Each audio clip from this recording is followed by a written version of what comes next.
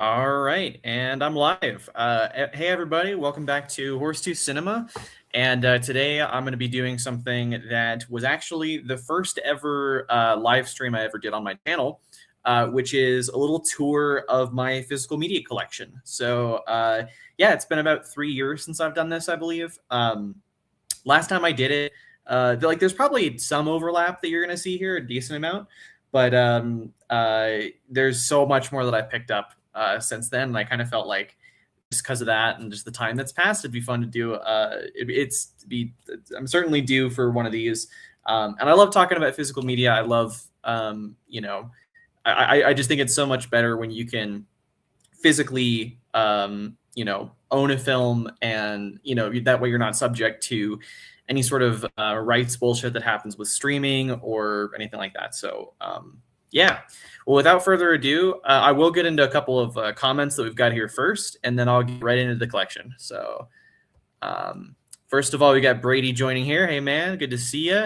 He says Nacho Libre 4K, Nacho Libre 4K, Bubba, best invest of my goddamn life.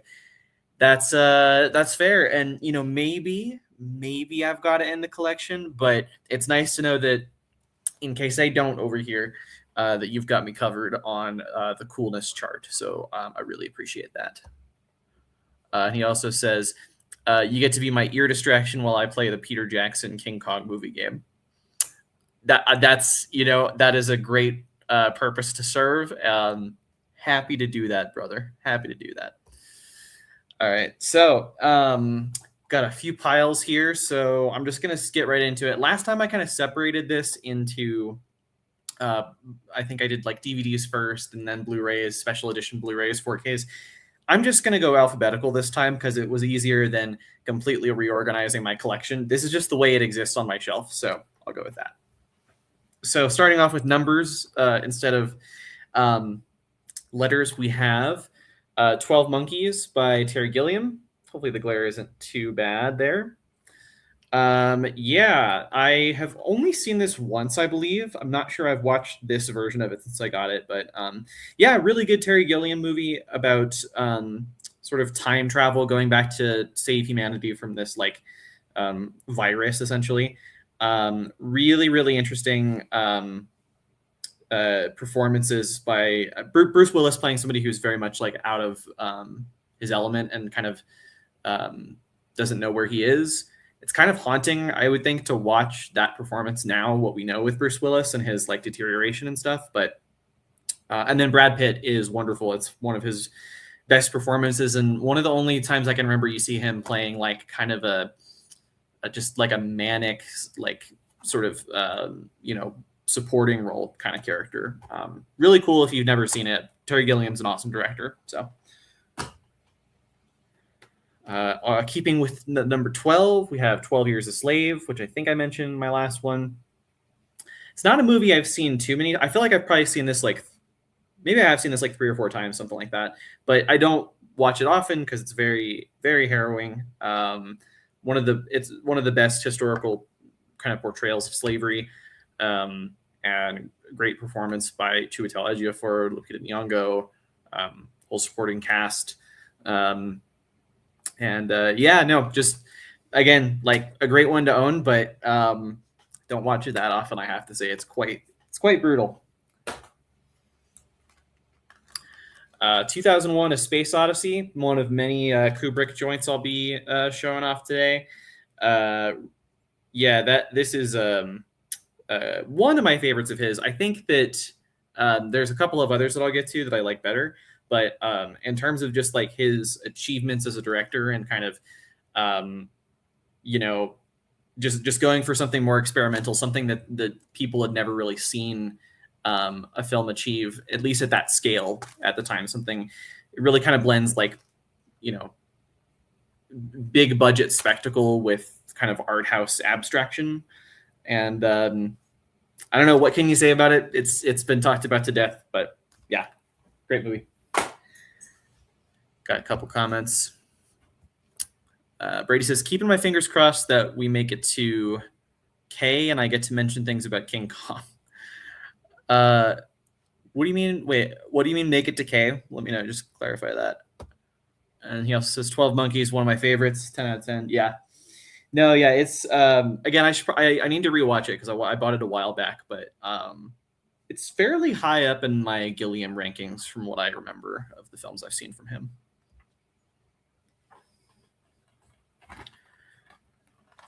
Alien, just DVD of this one. I think this is the same DVD that my parents had at their house forever. Probably how I watched it for the first time. It was this sort of illicit thing, but yeah.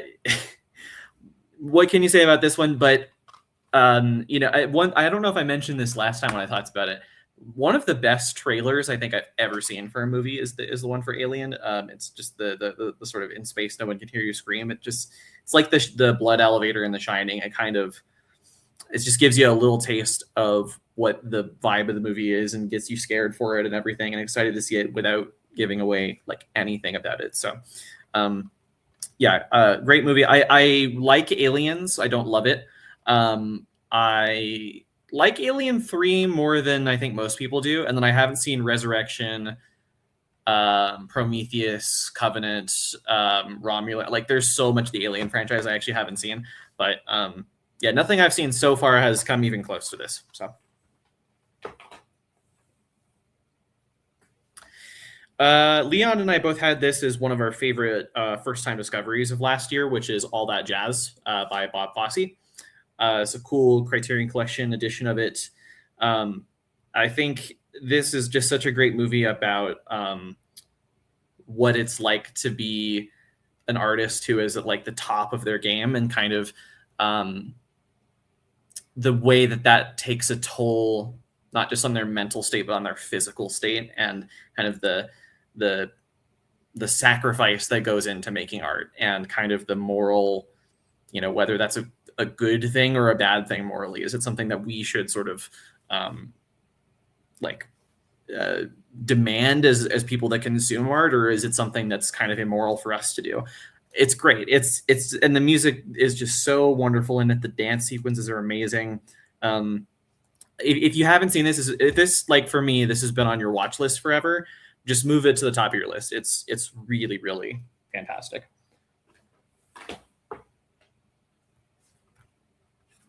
American Psycho. Have not seen it in a couple of years, but I mean, I've seen it so many times since high school. It was one of the first movies I think that really got me into like the film bro canon, as it were, like not necessarily like beyond like kind of the Spielberg and like the you know, those ones you grew up with, kind of more into like stuff like Drive or Nightcrawler or what just the more illicit, you know, Taxi Driver, things like that. So yeah, just a great satire about kind of the 80s yuppies, and I think still relevant in a lot of ways today, but is just a great kind of time capsule of the humor, the satire of that era, and great performance, of course, by Christian Bale. I'm not huge on method acting, but if there's any argument to be made for method acting, it's this performance. So drop that there. I bumped the computer. This is going great. I'll do a couple of comments real quick. Brady says, I was joking that you have King Kong in your collection. Oh, okay. And would have an opportunity to yap about the game. Yeah. I wish I did. Honestly, Kong is such a blind spot for me in terms of like the Monsterverse in general. I feel like I've only seen a couple of Godzilla movies, maybe another like kaiju movie or something like that, but like very, very little, relatively speaking. So I got to get into those. Alien 4K is incredible whenever you make the decision to upgrade. Same goes for the old Alien Anthology box set. Yeah, definitely want to make that upgrade at some point. Let me know how, so with the Alien Anthology box set, because I've heard that, because obviously James Cameron did Aliens. I've heard that James Cameron Blu-rays, especially, and some 4Ks, tend to be really bad in terms of, because like just what he likes to kind of emphasize on the home video versions of films, that there's a lot of like that blurring and stuff going on where things just look really saturated and kind of glossy and everything. So let me know what you think about the, like, you know, Aliens as well. But good to know that the Alien 4K is really good. I'm sure they did a great job with that. He says, I'd watch Prometheus and Covenant anytime. Love how weird those two are as a duology. Okay, yeah, it's funny. Like everybody I know who's seen them is like some people just really hate one or the other, and or they really love one and they hate the other, sort of a thing. Yeah, I've been curious for a while. I definitely do that with you sometime. All right, first 4K that we've gone through today. This is An American Werewolf in London. It's from Arrow, I believe. Yes, and tons and tons and tons of special features on here that I have to dig into. I mean, obviously one of the greatest like horror comedies I think that's ever been made, and the Rick Baker special effects are truly like out of this world, game changing. I would love to watch on the special features. I need to dig into like that specifically, like the what went into the special effects and the transformation sequence and stuff like that. Because yeah, this is if you haven't seen this, and I don't know how you could not have seen this, but like definitely check it out as soon as you can. Another John Landis movie actually that I haven't seen yet. So I guess I can't really chastise anybody for not seeing American Werewolf in London, but Animal House. I got this on a whim a while back, I think, when I was still going to the video store pretty regularly. There were up until a couple of years ago, there was still like an independently run video store in my hometown of Fort Collins, but sadly it has closed down since. I think I bought this there because I like the National Lampoon kind of humor and stuff, but yeah, haven't actually seen this yet, so don't have too much to say about it. Apocalypse Now. This has obviously the most important thing when you talk about Apocalypse Now is which cut are you watching. So this has the theatrical and then Redux. I do not like Redux at all. I think it's not horrible. I mean, it's not like a horrible movie. It's still Apocalypse Now, but it just adds a bunch of really unnecessary bullshit for reasons that don't really help the overall film. The theatrical is the one I prefer. I don't think I've seen the final cut. I don't think so. I would need to go back and watch it and see, because I'm trying to remember what people think about that. If people who don't like Redux like it better than the theatrical, like if you don't like Redux, would you at least like it better than that, or would you go as far as say it's better than the theatrical? I'm not sure, but yeah, incredible movie. Probably my favorite Francis Ford Coppola film. There's a couple that are getting close now as I've dug in a little bit more into his filmography, but yeah, incredible.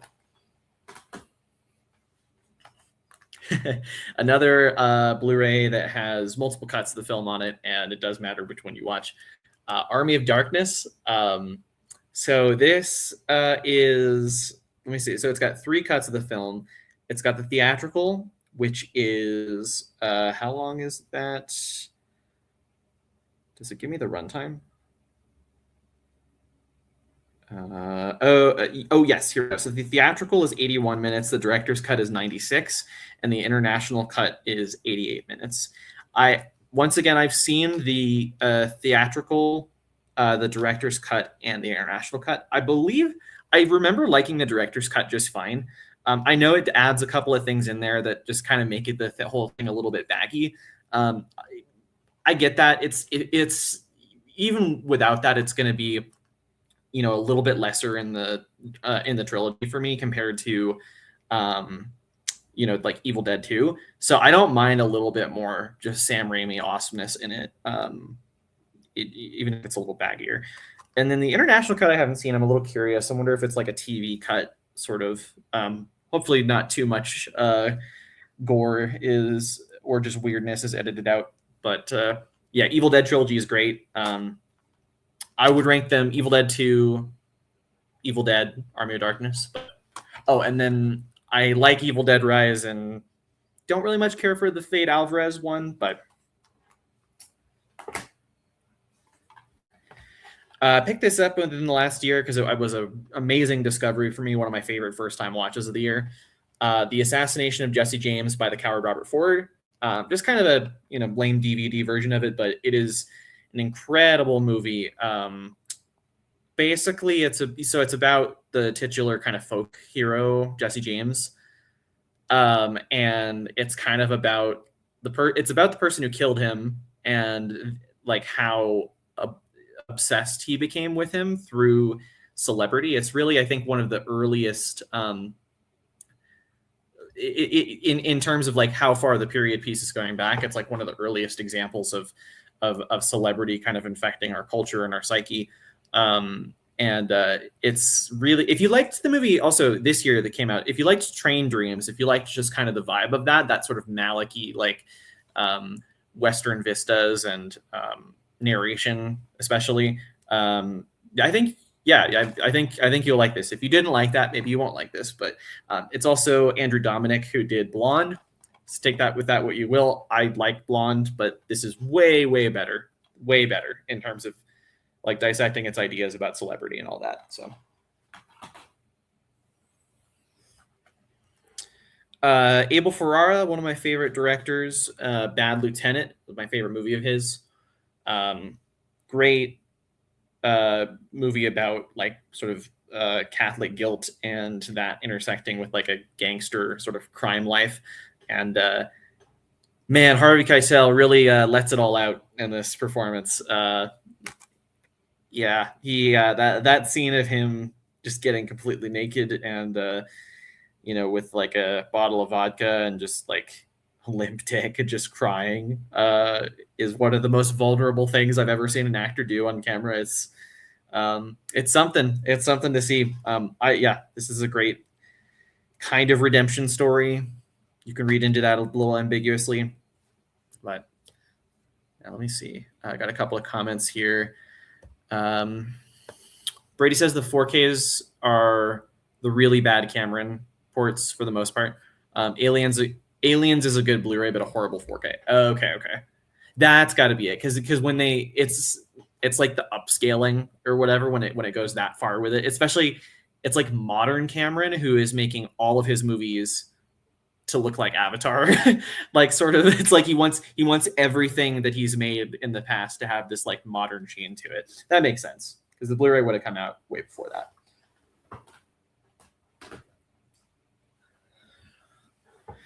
I discovered on Letterboxd that my most watched director of the past couple years has been Spike Lee, and that makes sense because I dug a lot into his movies. And one of my absolute favorites to watch is this one is Bamboozled. Pretty wild cover. I forget if you can read this, like given the way that the screen is facing at the moment, but Michael Rappaport is listed here, and that is funny. Anyway, it's essentially, if you haven't seen it, it's essentially The Producers or like Network, something like that. It's kind of like a media satire, but it's about this like black executive for like a TV program, and he hates his boss and he kind of wants to get fired. So he basically gets an idea for like a modern day minstrel show that he just he decides to put this show on as a way to get fired, as sort of a fuck you to his boss. But it ends up, in the style of The Producers, being very successful. And it's the film about the way that like black people have been treated in media in the United States, throughout the past century, really. Yeah, it's hilarious. Like Spike takes this premise and does like, there's so much great like satirical humor with it. So there's so many moments where you like, it's just so dark. Like you basically, you don't know whether to laugh or like gasp, essentially. But the ending of the film really lets you know that, no, this is messed up. This is it's probably Spike's biggest like fuck you to his critics, honestly, and I just kind of love that about it. And the artwork on this is insane. It's probably the wildest like cover art that I own for any Blu-ray, but I mean, that's what's in the film, so highly recommend it if you haven't seen it. It's like, yeah, I think it's definitely his most underrated movie. And speaking of directors' most underrated movies, Barry Lyndon by Stanley Kubrick.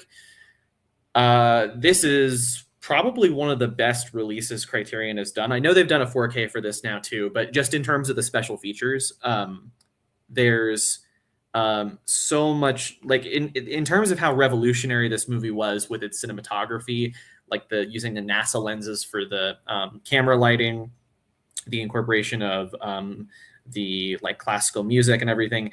There's very few films like this from that time, and I'm not sure this film always gets gets as much credit as other Kubrick movies like 2001, as kind of pushing the boundaries of like filmmaking technology, stuff like that. Plus, it's just an amazing story that I get so emotionally involved in every time.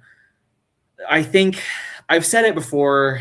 I think this is probably my favorite movie of all time, to be honest. I think if I had to pick one, if it was like gun to my head, I'd go with this.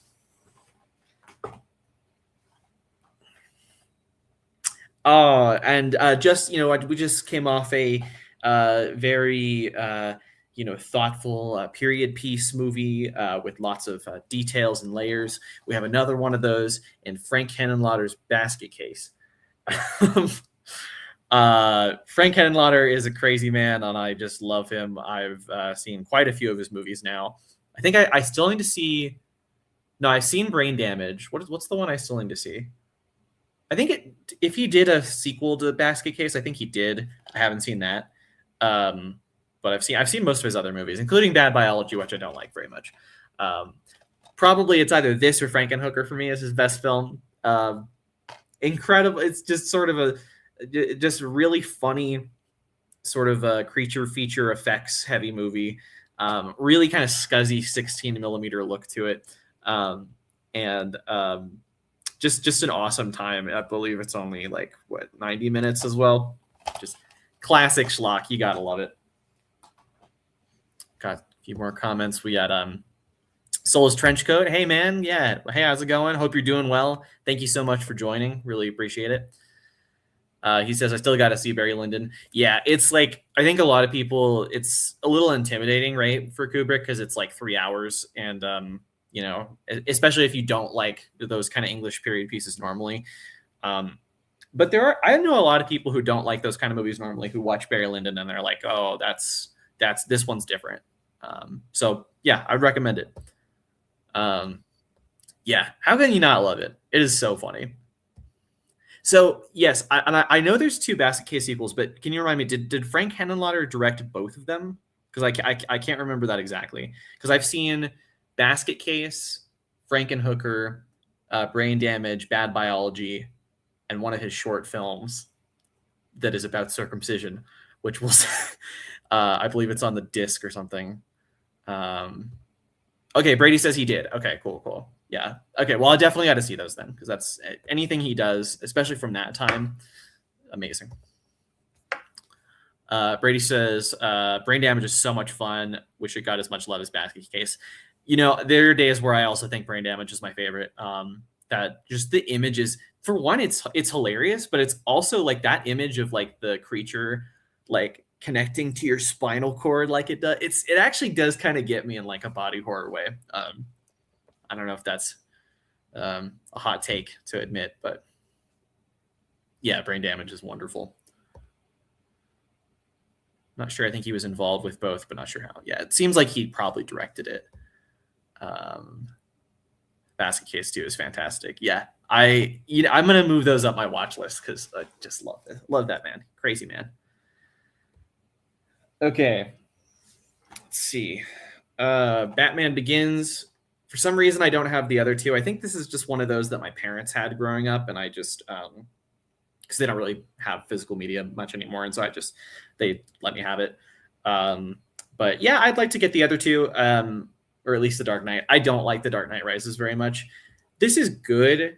It's probably the best aesthetic for the Christopher Nolan Batmans, the best those movies have ever looked and felt like Batman to me. But they're still they still just look too much like they're in the modern real world, honestly. I think the as far as live action, my favorite is the Robert Pattinson one that came out a few years ago. I like Tim Burton's take on it too, the Batman Returns especially. But really none of them kind of get to the level of the animated. I think animation is generally the best way to do superhero movies, and Batman Mask of the Phantasm is my favorite Batman movie that I've seen. I have a whole video about that from, I think, long before I was even doing physical media videos. Cool. We got video nasties coming up. Love it. Or at least, I mean, not consecutively, but we got some video nasties to get into. Bay of Blood, one of the best video nasties that exists, considered in many ways the first slasher movie. Friday the 13th took a lot from this, including, I believe, the famous like arrow through the neck kind of gag, like, or just like being, I don't know if, I can't remember if it was arrow through the neck in this or if it was just like being killed through under the bed kind of thing. But yeah, Mario Bava does a great job with this kind of turning this kind of what would be a giallo in his career into more of a slasher, into something more transgressive. Yeah, actually, I got this. This is a region-free Blu-ray that I got when I visited my friend Leon. And yeah, basically, he had a couple of duplicates in his collection. And since he knows I only have Region A Blu-rays, he gave this region-free one to me, which was very nice of him. So yeah, I need to dig into the special features too, because this, you know, again, with it being the first slasher, it's very interesting historically. Those are the kind of movies I like to watch the special features of, for sure. Probably my second favorite movie that came out in 2024. Bertrand Bonello's The Beast. Picked this up at the at a DVD shop recently, and I've pitched this movie a bunch of times. I don't know if I'll go do my full pitch for this in terms of what it is, because it's very complicated. But essentially, it's like David Lynch or Brian De Palma meets the Wachowski sisters' Cloud Atlas, but it's also about AI and the way that we are kind of becoming more alienated as a species a little bit. It's kind of a hard film to like grasp the themes of the first time you watch it. It's also very complicated structurally, as are all of Bertrand Bonello's films. So yeah, French filmmaker Bertrand Bonello, starring Léa Seydoux, George McKay. So I think it might it takes a couple of watches to really really kind of understand it, I think, for the most part. But man, it is so, like, once I got it, I was kind of floored by it, to be honest. And even if it's hard to pick up on the first viewing, it has some amazing visuals and some amazing like suspense set pieces. Like there's a bit in the middle where George McKay is essentially playing a stalker that's like, you know, looking for Léa Seydoux in her house that she's watching somebody's house or something like that, like just staying there, and he's trying to get in. Really, really suspenseful kind of set pieces. Love this movie. So underrated, I think.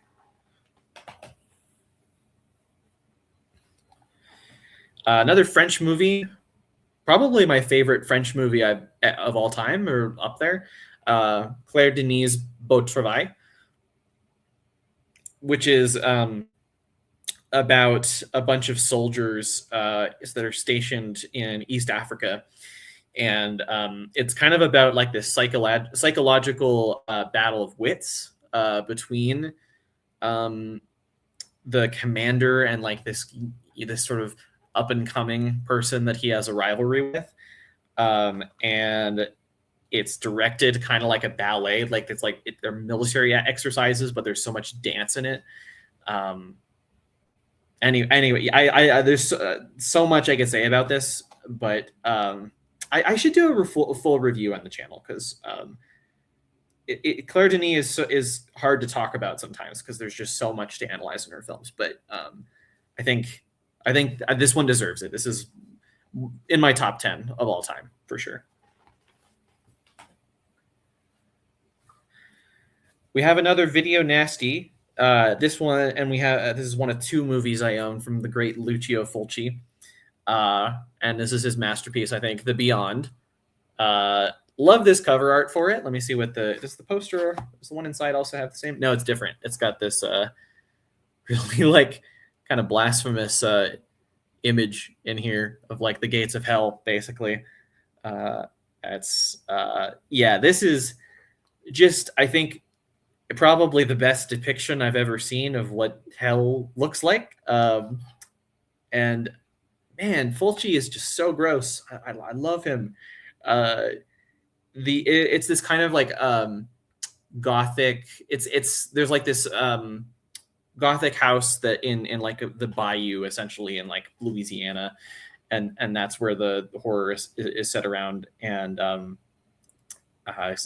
you know, they find the gates of hell by the end of the movie, essentially. Fulci sadly did not really get the credit he deserves for what a great artist he is throughout his life. He was kind of, his films mostly got really negative reviews from the people that are like, this guy's just a deranged psychopath. But he is so expressive with his like the stylization of horror in his movies, and just the horror of the world that he sees is so visually pronounced. I don't think there's anybody quite like him. Nobody hates eyeballs and wants to stab them out more than this man. And I think if you guys watch my channel, you probably like at least a little bit of sicko shit. So you probably know all about Lucio Fulci. But if you haven't seen this, or if you haven't seen a Lucio Fulci film, please watch this. This is incredible for sure. A little bit on the lighter note compared to Lucio Fulci movie, Best in Show by the great Christopher Guest. Christopher Guest, really underrated comedic actor and director, I think.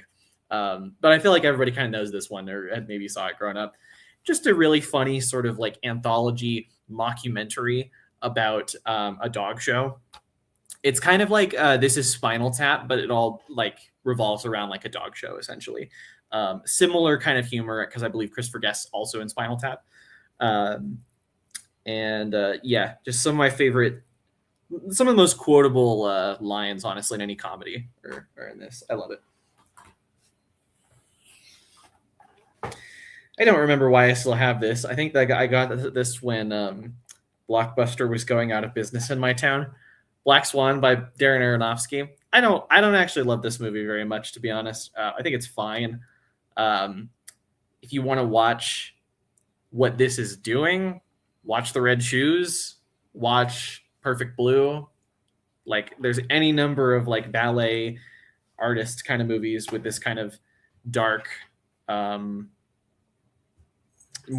darker undertone to it, about like the sacrificial nature of art and everything.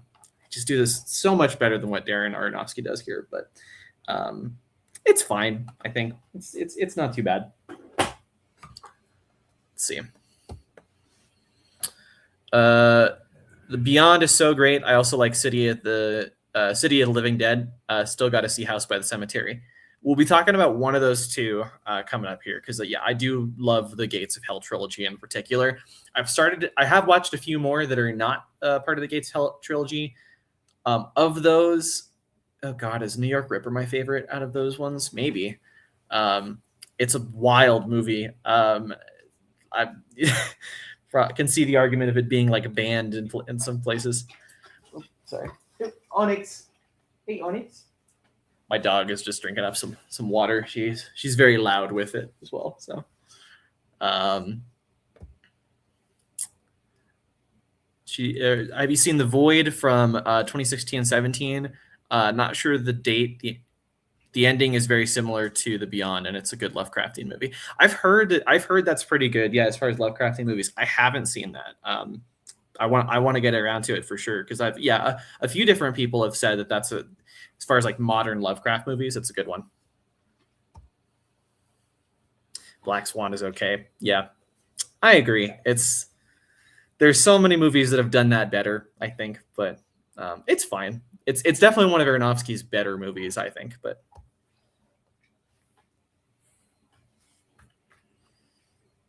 Blade Runner: The Final Cut, that's my preferred version of it, I think. Yeah. There's just a little, the theatrical is a little messy, a little self-indulgent, I think. But I mean, what a great science fiction movie, such a well thought out world. Obviously, great ideas coming from the Do Androids Dream of Electric Sheep source material. Yeah, just like Alien. What else can you say about it? This is great. And honestly, what else can you say about Blade Runner 2049 also?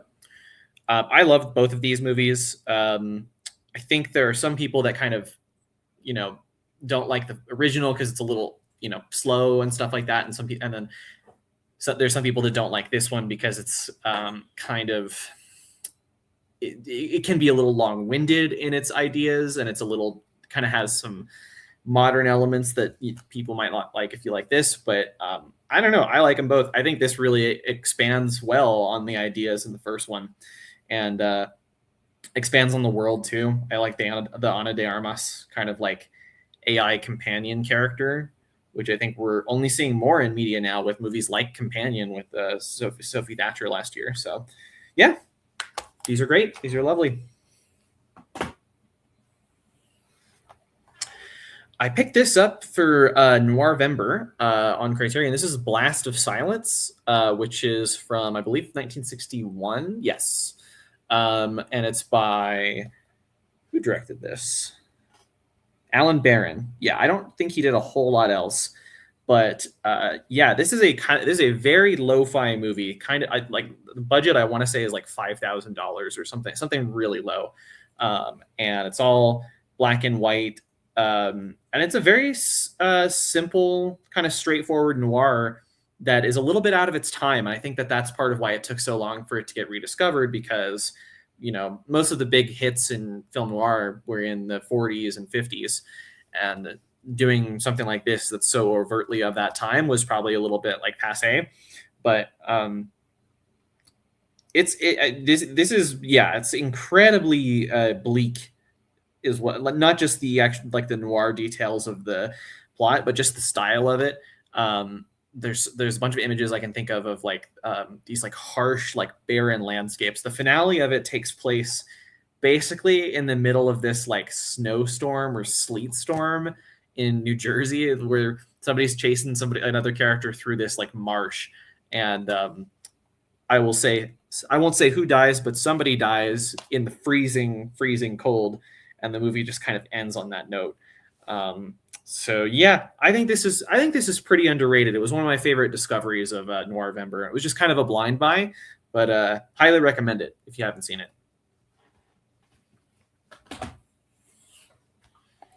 Another movie on my top 10 of all time for sure.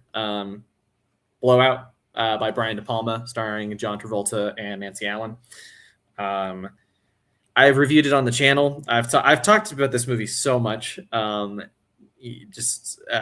don't know how much more I can really say about it, but just one of the most stylish, devastating thrillers I think I've ever seen, that has this amazing meta quality about making films and kind of the darkness behind filmmaking. I love it so much. I want to watch it after this. I might do that.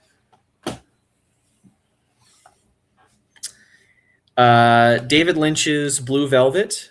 I love this Criterion artwork for it. Just really, really terrific. Let me see. And it has the, let's see, 710 on the inside. This here. So down this way. Yeah. If you've seen the Criterion version and you're thinking about getting it, if you don't own it and you're thinking about getting it, would recommend it. It's a very good version of it, and one of my favorite David Lynch film movies for sure. I think honestly, this might be a great place to start if you haven't seen a David Lynch movie. My first one was Eraserhead. I think that is a great place to start as well, because it's so simple in its kind of abstraction, and it kind of throws you into his nightmare world right away. But if you don't want to be thrown into his complete nightmare world right away, this is a nice balance of his very surreal movies and his more like kind of normal Twin Peaksy or straight story kind of movies about small town America and those themes that he's really interested in. So one of my favorites, absolutely. I'll get into it a little bit later, but I'm starting to also there's a few Lynch blind spots I have left, and the biggest one by far is Twin Peaks, and I'm now starting to finally watch it, and I love it. I miss this man so much. I think we all do. Got a few James Bond movies to show off throughout the video. This is the first 3 Daniel Craig Bond movies. So it's Casino Royale, Quantum of Solace, and Skyfall. I'd just like to own all the Bond movies because I have now seen all of them, and I just a big fan of the franchise. But Casino Royale is my favorite Bond movie. And Quantum of Solace, I think, is kind of underrated, but it's still very low on the overall Bond ranking. It's still like there's a lot of very obvious problems with the script, and the action is actually that's the biggest issue. The script actually I remember is better than it was better than I remembered when I rewatched it, because there's this whole cool dynamic of like Bond going rogue from M, but kind of. Again, the action sucks. The action's really, really bad. It's kind of doing that like Jason Bourne thing, but not doing it well, of like the quick kinetic movements and the shaky cam and all that. And then Skyfall is really good too. Watched it recently, held up fantastically. There are some issues with it. I think it's a little bit overrated in the Bond canon, but it's still very good. Yeah, I see why hardcore Bond fans don't love Daniel Craig, and especially don't love like Skyfall and No Time to Die, but I don't know. I still like him a lot, to be honest. And Casino Royale, I don't know how you can argue with that. It's like at least one of the best Bond movies. Do a couple comments here. A little behind. Blade Runner is fantastic. Where do you land on the Decker being a replicant or not debate? Great question. I hate to say I don't care, because I do, right? Like it's a question that obviously matters for the movie. But I think it's a question that doesn't need to be answered, like definitively. I lean because I think the whole point of the movie is like, if the theme behind AI and like what they're going for with like Rutger Hauer and like all of the characters is more human than human, then it kind of doesn't matter if he is. But I lean towards, I don't know, if I have to give you a yes or no, I lean towards he is. Again, I don't think I don't think a definitive answer matters, though, if that makes any sense. Didn't see 2049. I will get to it eventually. So I'll tell you, yeah, and I'm curious I'm curious what you think about the is Decker a replicant question also. Let me know what you think. But I will gladly say that 2049 does not definitively answer that question, which is great. Like you don't want the movie to like get rid of all of the ambiguous things that you liked in the first one, to just answer all those questions. And it doesn't, thankfully. I've heard really good things about Blowout. Still got to see it. Can't recommend it enough. I think maybe, I'd say it's overlooked in De Palma's filmography, but it's really not now. Like, I feel like it's kind of gotten a lot of the credit it deserves with, especially like Baumbach's interview with De Palma and like the documentary he did. Tarantino's praised it so much over the years. It's gotten a 4K from Criterion now. Like I think people generally, the only people that I've met that don't like Blowout are just people who don't like De Palma generally. I can't imagine you liking De Palma and then not liking Blowout. But yeah. And then he says, still got to see Blue Velvet as well. I love Eraserhead. I enjoyed Mulholland Drive. Okay, yeah.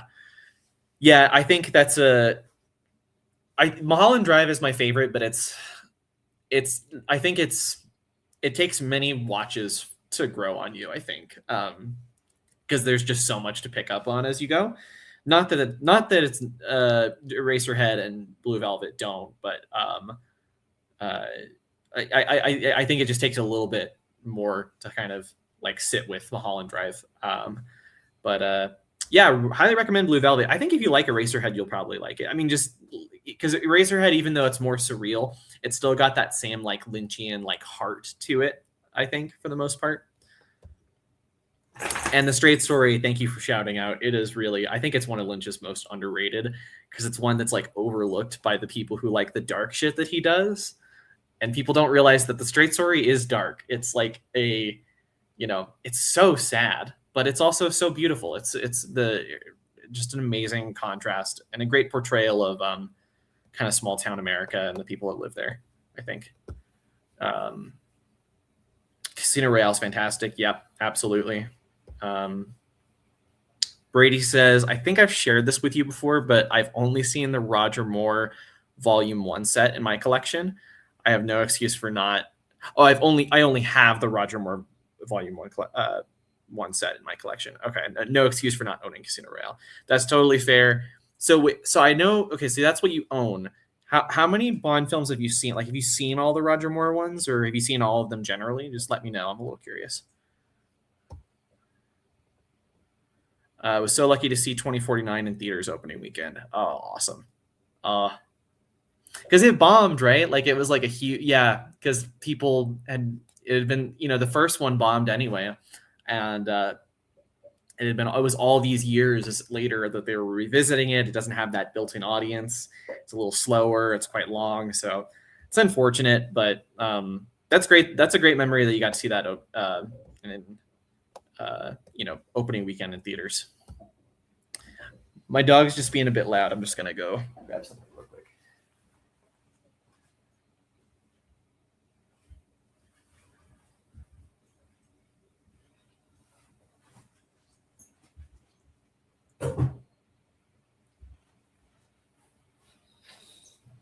Oh, sorry about that. Okay.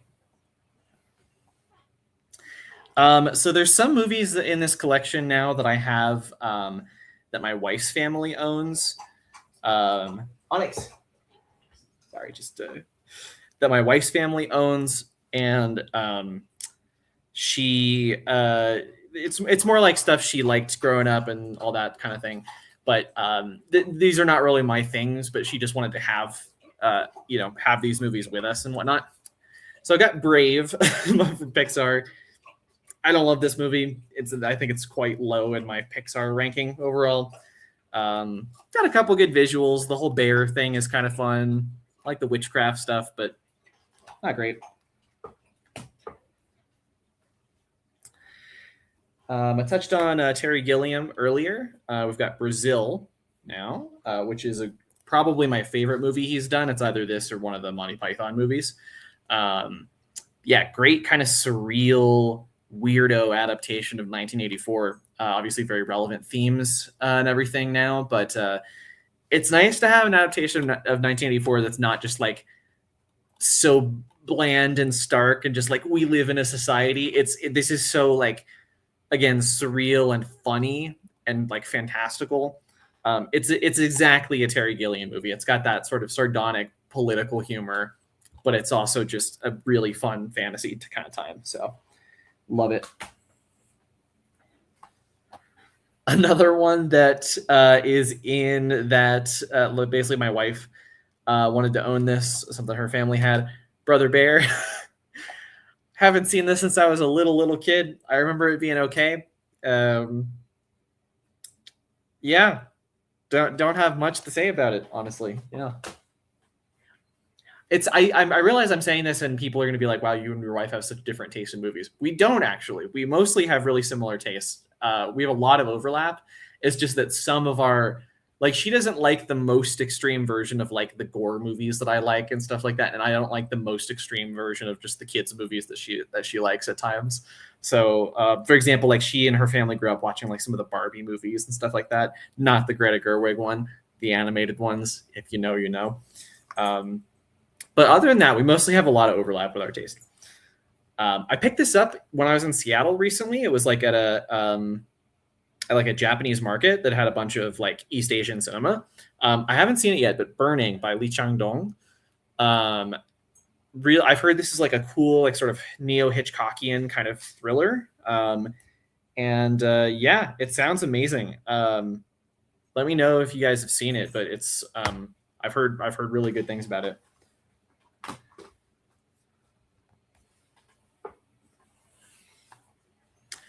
Picked this up very recently. In fact, I believe the last time I went to the video store, the 4K of The Cabinet of Dr. Caligari, which I love, sort of like the silent German expressionist films from that period.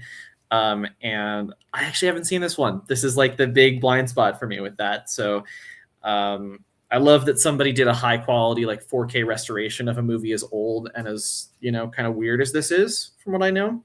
So yeah, so I'm really excited to check it out. I think I'm gonna make it a watch pretty soon. Give it a watch pretty soon. Got a couple more here in this pile before I move on to the next one. Carrie, is this Blu-ray or 4K? This is a Blu-ray. Or no, this is 4K as well. Yeah, Blu-ray and 4K. Really love the artwork on this with the obviously her in the bloody dress on the front, and on the back you have the prom scene and everything. Really cool steelbook. Carrie is also one of my favorite Brian De Palma movies. One of my favorite Stephen King adaptations. Just a great performance by Sissy Spacek, and so well shot. Like, it is one of my favorite De Palma films to rewatch in terms of just the camera movement and the sort of playful, satirical gaze that he has for shooting this. I really love it.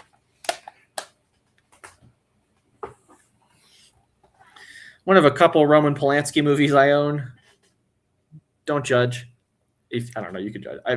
Art from the artist. Separate for now. Chinatown. Kind of boring artwork for this, honestly. This is like Paramount. Yeah, so the big studios got to do a better job with their physical media releases, because there's so many better posters of Chinatown than this. But really lovely. One of the better, like, sort of modern, like it was like a neo noir, but not like the '90s version, not like the Michael Mann or that kind of thing. It's like a 70s noir sort of thing, and devastating, really, really devastating ending. Jack Nicholson and Faye Dunaway have great chemistry. I saw this in theaters a couple years ago. Hello. She's coming on to say hi. But I saw this in theaters a couple years ago and really, really enjoyed it. It was a first time watch, and I figured gotta own it as well. So that's this pile. While Onyx is here and wants love, I'll jump back into the questions, into the comments, I should say.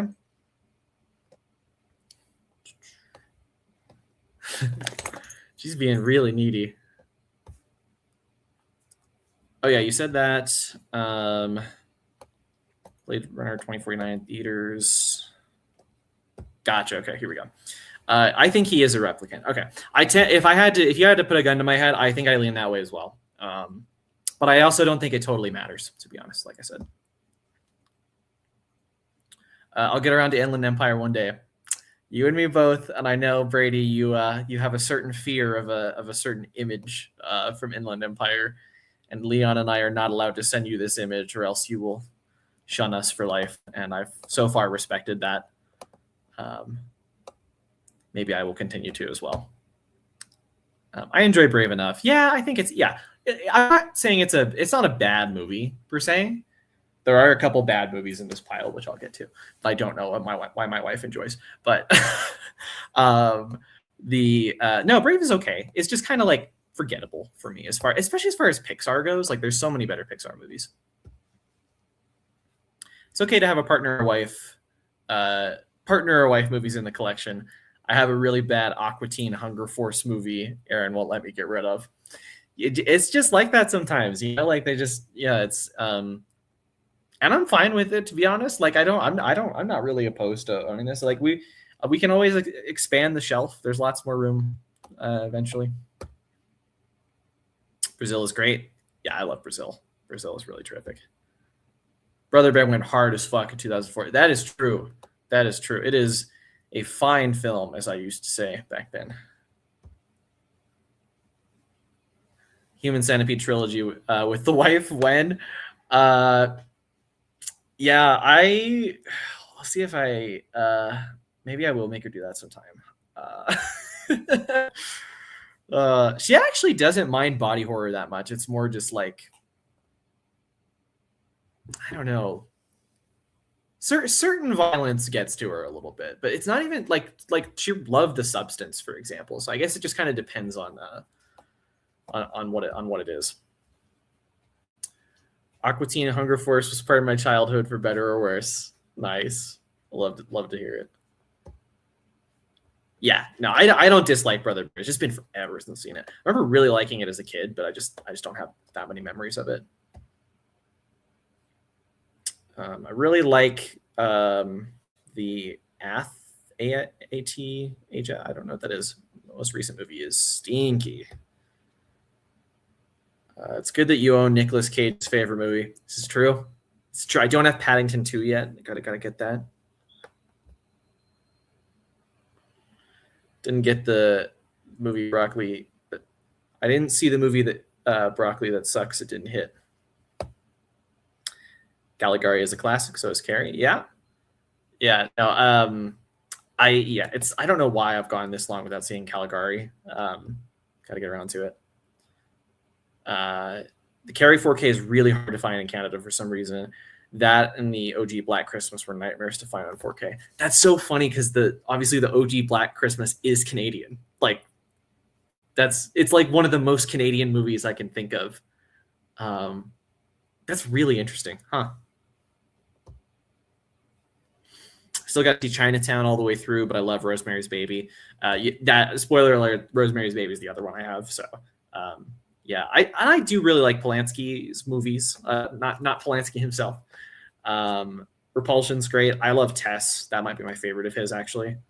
There's still a lot more I need to see. Human Centipede Human Centipede 1 has a strange, fucked up heart to it. I haven't seen the sequels.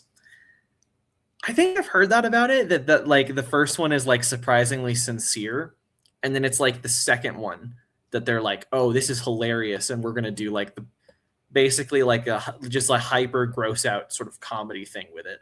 I don't know which of those interests me more, to be honest, because I don't know, it still sounds gross. It sounds gross in not a good way. Okay, next pile here. Close Up. This is a movie by the Iranian director Abbas Kiarostami. And it's one of his earlier ones, right? Or 1990. Okay, so not like super early for him. Early-ish. And it's interesting. It's kind of a blend of documentary and fiction, because essentially what he does is there's this real event that goes on. It's like an impersonation where somebody tries to impersonate somebody. And he goes on to recreate those events for the movie, presented as fiction, but he gets the real people that the real event happened to play themselves. And it becomes like this kind of very, very meta movie about like, kind of the morality behind filmmaking and performance, I think. I think he's really interested in that. To be perfectly honest, I like this a lot, but it's not one of my favorite Kiarostami movies. I tend to prefer his more like slow, like very like ethereal, like existential movies about like Taste of Cherry and The Wind Will Carry Us are probably my favorites, because they're, I don't know, I find that he's just a little bit, he resonates with me more when he's talking about those kind of universal themes as opposed to something that's a little bit more like I said, meta like this. Like he is very thoughtful about the filmmaking process. It's just he's not necessarily one of my favorite filmmakers to talk about that. But maybe I need to watch more of them. I do like this a lot, but again, I think there's a couple more I prefer from him. Got this for Christmas. The pinkest Blu-ray I own, Clueless. I love this movie so much. This is it's easily my favorite, just the funniest of those, like Mean Girls, Legally Blonde, Clueless, those kind of 90s, as they would say, the chick flick or whatever. But this one is like so satirical. Like there's so much comedy about like how superficial everybody in this world is, in a way that is not necessarily like mean-spirited. It's like it's a movie that has its head in the cloud, but with a little bit of wit as well. And I love it. I think the performances are great. Alicia Silverstone is honestly one of the funniest like performances of like the 90s, to be honest. Haven't seen the 4K yet, but I can't wait. I love this movie. Soulless Trenchcoat, you were talking earlier about like kind of modern Lovecraft movies. Curious if you've seen this one. This is Color Out of Space with Nicolas Cage.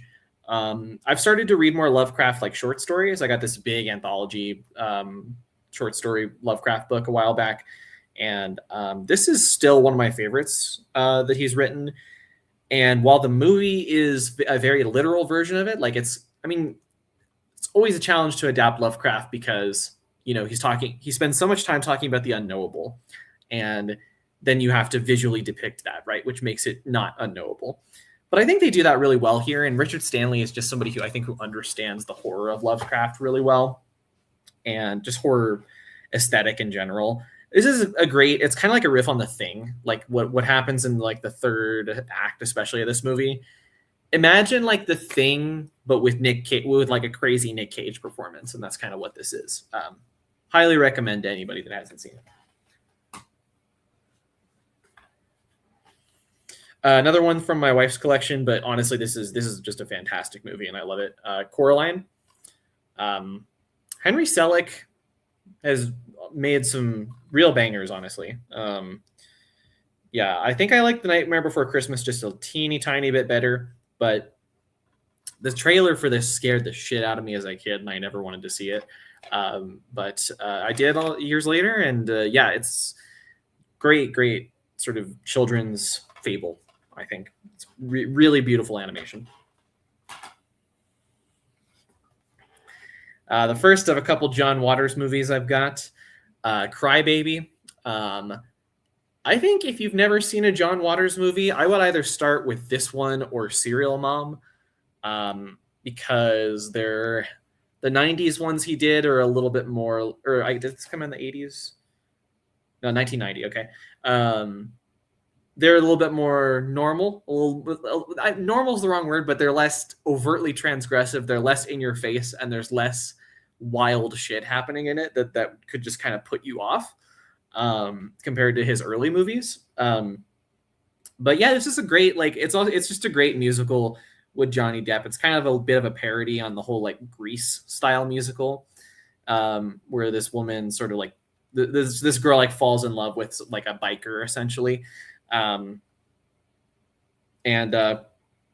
it's still got the same, even those 90s John Waters movies, they still have all the characters doing John Waters dialogue, which is very like sarcastic and like surreal, I would say. Just a really funny comedy. Musical sequences are directed really well. So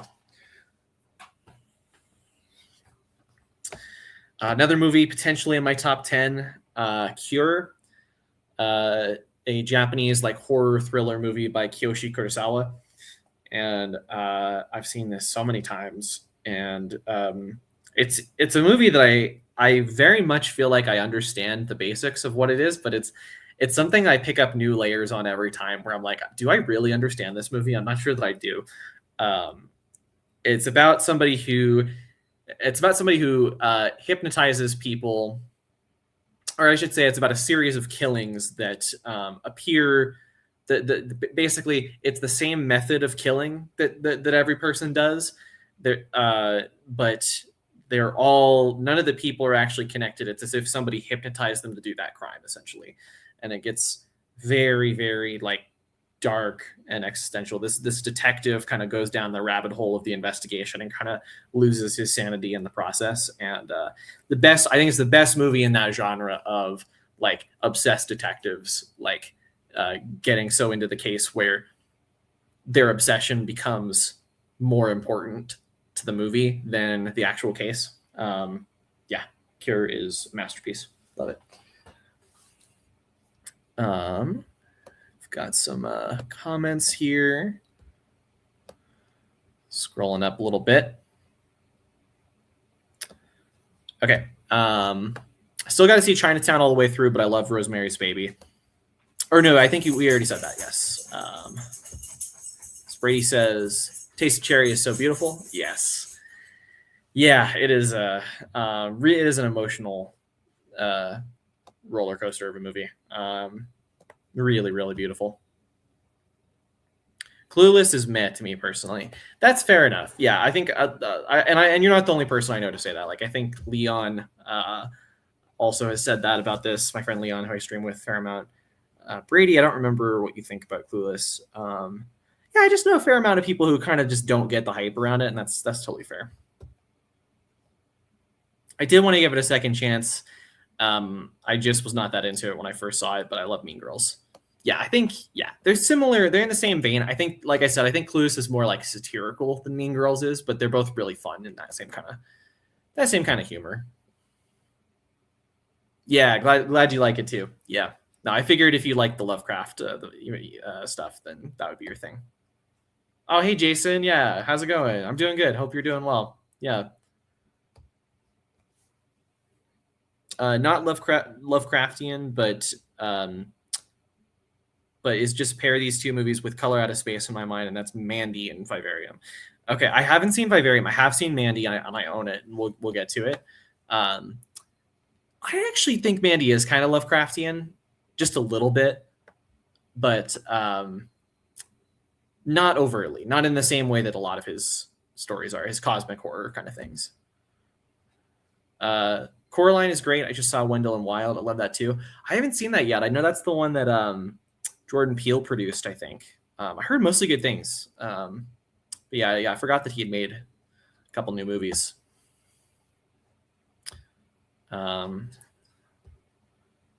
See, Serial Mom is one of my favorite John Waters. I got to see a lot of his work though. Yeah, Serial Mom. I think that's probably the best one to start with. I think if you've never seen a John Waters movie, or Crybaby, like I said, but because they're just a little bit more grounded. There's not like people doing things like eating actual dog shit on camera, right? Like, spoilers, he owns Cheddar Goblin temporary tattoos. I do. I will get to that. Oh, and Jason says, I've never seen a John Waters movie. Yeah, I mean, like, I certainly don't think the early ones would be your thing. Like, I feel like Pink Flamingos, like, you'd probably think that's the worst movie ever. I get it. But some of those more recent ones, like I said, Serial Mom and like Crybaby, maybe give that a shot. But the humor could also just not be your thing, and that's totally fine. Tim Burton's Dark Shadows. I think this is kind of underrated, actually. I know this gets lumped in with like a lot of his worst movies in kind of this modern era. It doesn't look great. The cinematography is pretty glossy, but I actually think this is totally fine. This is like a totally serviceable, just kind of dress-up-y Halloween movie. Fun to put on. Eva Green's really good, really sexy in it. There's your pitch right there. George Romero's Day of the Dead. I need to get Dawn of the Dead, actually. I don't know why I don't have that. But yeah, this is my favorite of his Dead trilogy movies. It's the most kind of bleak, but also I think the most interesting in terms of the ideas it gets into about like the, training the zombie to try to find its humanity again. And also just kind of the satire of like how, like the social breakdown that occurs in the mind with those characters. Yeah, I love this. I think this is so underrated. Effects by Tom Savini are unreal. And like all the stuff on The Walking Dead owes everything to this movie in particular. Yeah. Deja Vu, Tony Scott's Deja Vu with Denzel Washington. Great movie about sort of like this guy is kind of going, he's trying to solve a crime, I believe, by he's essentially trying to change the past of a crime, and he has these glasses that can like see into the past essentially, so he can break it down. And I love it. It's got that classic kind of Tony Scott like romanticism to it, like it's kind of very naively simple but like charming view of the world. I think that makes sense. And he's just got such a great feel for action. Denzel Washington's amazing in this. Want to probably get an upgrade in like a Blu-ray or 4K, but really good.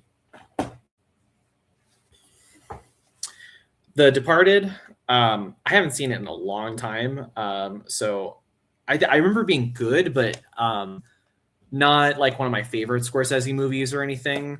So yeah, I don't have a ton to say about this. The Steelbook edition of this is pretty cool, but I don't know. It's probably a little overrated in his filmography, but again, I'd have to revisit it to say for sure. So.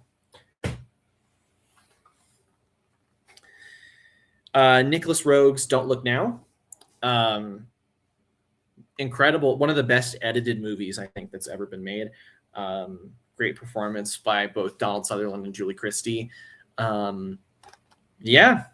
Very kind of existential horror movie. I love horror movies where there's like this sense that a character is kind of like writing their own history, but not in a way that they actually have control over, if that makes sense. Like where they think they have more control over the situation than they do, and they end up sort of, punctuating their own fate at the end, in a very kind of morbid way. And this is like a great example of that, I think.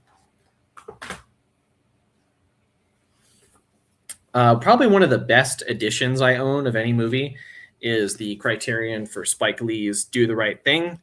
One of Spike Lee's best movies, absolutely. The amount of extras on here are pretty wild. I've got to finally dig into them a little bit, but it's got like a full making of on there, interviews with the cast. There's like music in it. There's music videos from Public Enemy's Fight the Power, deleted scenes. Just so many. Criterion just does such a good job. Let me give you a little taste of the release if you don't have it as well. So you got Sal's Pizzeria. Got this booklet here, which I believe. Oh yeah, it's the script. Yeah, in part, I believe. I need to go. It's been a while since I've gone through this. And then, yeah, the artwork is just really, really awesome for this. Yeah, very relevant. I think movie, it's so relevant now. Yeah, it's also just a good hangout movie, though. It's a great movie for the summertime because it's obviously about like stuff that happens in New York on the hottest day of the summer. So if it is like 100 degrees where you are, put this on. Yeah. Maybe that'll make you feel less alone.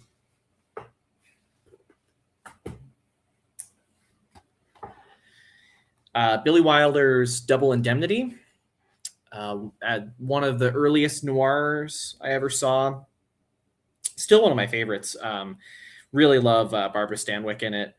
Probably my favorite like femme fatale, or one of my favorite femme fatales, I think.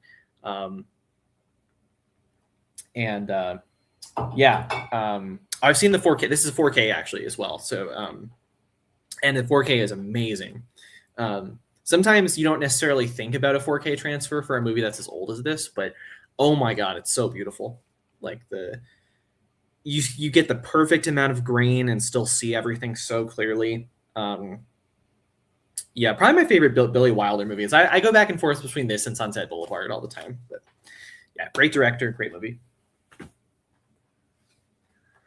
I mentioned earlier that I've been getting more into Francis Ford Coppola's movies, and this is just one of my favorite first-time discoveries this year is his Dracula movie with Gary Oldman. One of the absolute like most gorgeous gothic horror movies ever put together. The production design is just insane. Like how colorful it is, the like intricate detail of the sets and the castle and everything, the like horniness of it. Like all of the vampires in this are so horny. And it's played like in a kind of sincere way that I think works really well. Man, I love this. I think I know Brady's. I don't think Brady's huge on this. Let me know why, because I've kind of forgotten, but yeah, so good. Well, since we got a new Sam Raimi movie coming out here in a week or so, like very soon, we've got the new Send Help that he's doing. But the last like really good movie I think he did, in fact, I think this is like one of his best movies, is Drag Me to Hell. It's a pretty simple movie about a person who works as like for a bank, and one day this old lady comes into her office who's like delinquent on her mortgage and stuff, and she's like, "Can you just give me another extension?" And the character wants a promotion, and so she doesn't do that. But and then the lady curses her and says that she basically has like 3 days or something before she's gonna be dragged to hell. And it's great. It's like I think actually it has a lot of really genuinely kind of scary moments in it.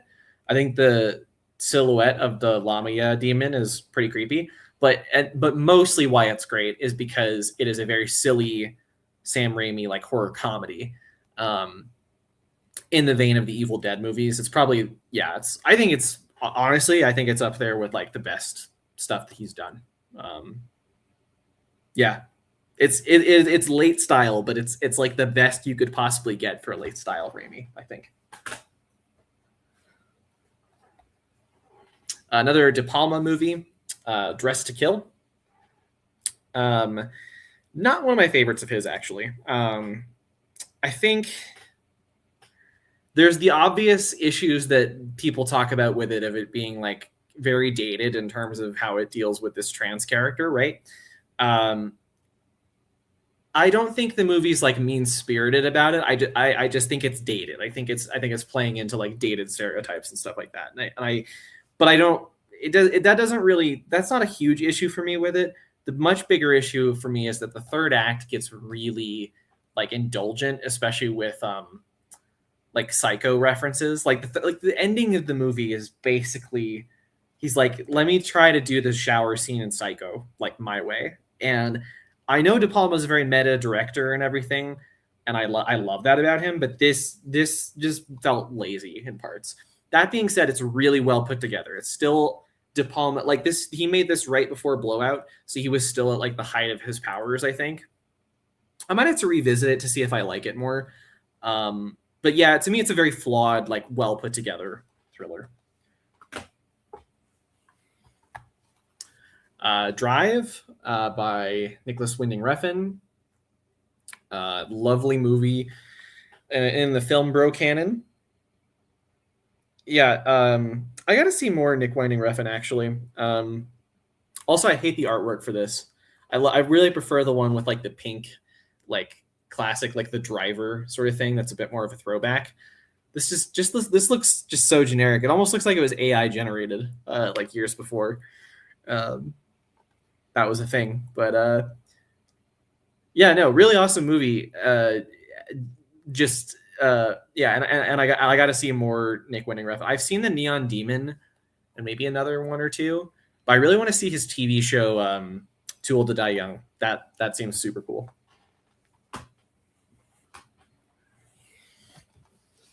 Dune. I don't have part 2 yet, but I really want it because I love both of these. I think this is a really great adaptation. This and the second one are really great adaptations of how it feels to read the book and the themes that Herbert is going for. If I see the argument some people make that Dune for them, that his version is a little metallic, it's a little too modern and sleek, but I'm willing to trade that for like it being a great adaptation again of how it like feels to read the book, and just the world I think is really well visualized. I love the look of the worms and the Sardaukar and things like that. Yeah, love Dune. Really got to get the second one, and can't wait for the third one to come out. Dunkirk, the sequel to Dune, where the Nazis are flying over the beach of the dunes. No, yeah, Christopher Nolan's Dunkirk is great. I think it's really restrained for him. There's like very little dialogue, which is which I think in some part of his career is kind of a weakness for him, dialogue. So I think this is a cool way for him to kind of break some of those old tendencies, for him to be a little indulgent. But Yeah, and the tension is so great in this of just the not seeing the planes fly over, but seeing the consequences and just feeling like there's that ticking clock element. Yeah, I think it's one of his best, honestly.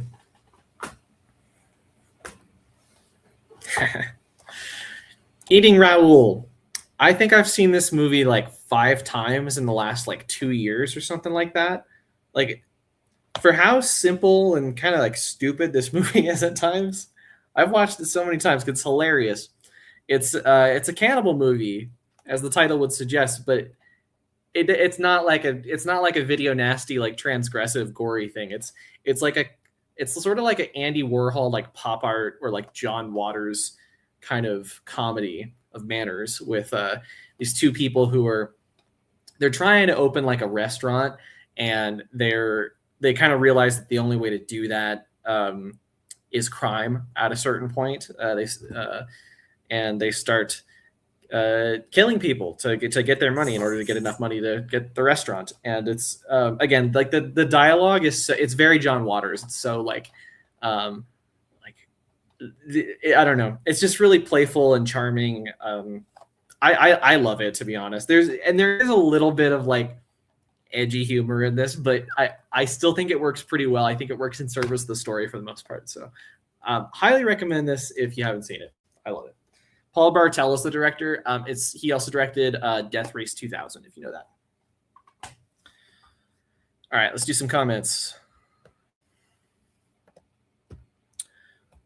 Souls Trenchcoat says, Dark Shadows is fine as its own thing, but I much prefer the show. That's very fair. I haven't seen the show. I've seen like clips of it and stuff, so I kind of know the like chintzy vibe that it's going for. I need to. It sounds like something I'd really enjoy. That's a very fair criticism, though. Do you like the Dawn of the Dead remake? I haven't seen it, actually. I haven't seen any of the remakes of the Romero Dead trilogy. I know Dawn of the Dead is the one that's like more well-liked out of those, because the Night of the Living Dead I think is kind of not so much, and then Day of the Dead I've heard is like pretty bad, the remake. So Do the Right Thing is a masterpiece, so good, absolutely. It's not, unfortunately, it does not date. It is so relevant now. I like Bram Stoker's Dracula, but I prefer Mary Shelley's Frankenstein. Do you like that one? Is in the one that Kenneth Branagh did. I haven't seen it, actually. I've only seen the like original like Universal Monster Frankenstein movies, and then I've seen Del Toro's one that he just did, but I haven't seen that one. Let me know what you think, because I'm curious. Yeah, hey Josh, how's it going? Yeah, good to see you, man. Thanks for joining. I think I wasn't in the mood for Dracula when I saw it, rather than any concrete complaints. That's totally fair reason to not like something as well. It's all about your reaction, I think. Hey Josh. Never seen the Pusher trilogy, but I've never seen Drive, I guess. But the Pusher trilogy by Refn is his favorite trilogy of all time. Wait, I'm a little confused who you're referring to in that first part of it. But yeah, no, I got to see more Refn. Yeah, Pusher trilogy sounds really cool too. Drive is fantastic. Yeah. Night and Dawn remakes are good. Day remake sucks. Okay, cool. Yeah, I feel like I'd probably like the Night of the Living Dead remake from what I've heard about it for the most part. I've heard it's like okay, and some people don't like it, but it sounds decent. And then Dawn does sound pretty good. Yeah. Okay. Gaspar Noé's Enter the Void. If you've never seen a Gaspar Noé movie, I don't know if I would make this one the first one you watch, because it's kind of his most Gaspar Noé movie. It's got all of the stuff from transgressive violence to extreme nudity to like the insane like trippy visuals and the sound effects, and so it's kind of just like everything that he's known for in one movie. It's about a character who dies and then like hovers over the city and kind of experiences events both in his past as well as like events after his death, kind of thing, and it goes into his rebirth. I think it's just, yeah, I mean, I get the sort of arguments that it's pretentious or whatever. I just think it's one of the trippiest movies I've ever seen, and I've seen it several times. I think it's kind of Gaspar Noé's philosophy like summed up into one movie. So I think I'm always going to really love this. Escape from New York, great John Carpenter movie. I also really like Escape from LA. Sue me. But yeah, Snake Plissken is such a great character. If you don't go into this expecting an action movie, if you've never seen it necessarily, just expect like a cool vibe, sort of like cyberpunk sort of hangout movie, I think is what to expect. But Kurt Russell is amazing in this, like one of the best characters ever. Evil Dead 2, the best for me, my favorite Sam Raimi movie.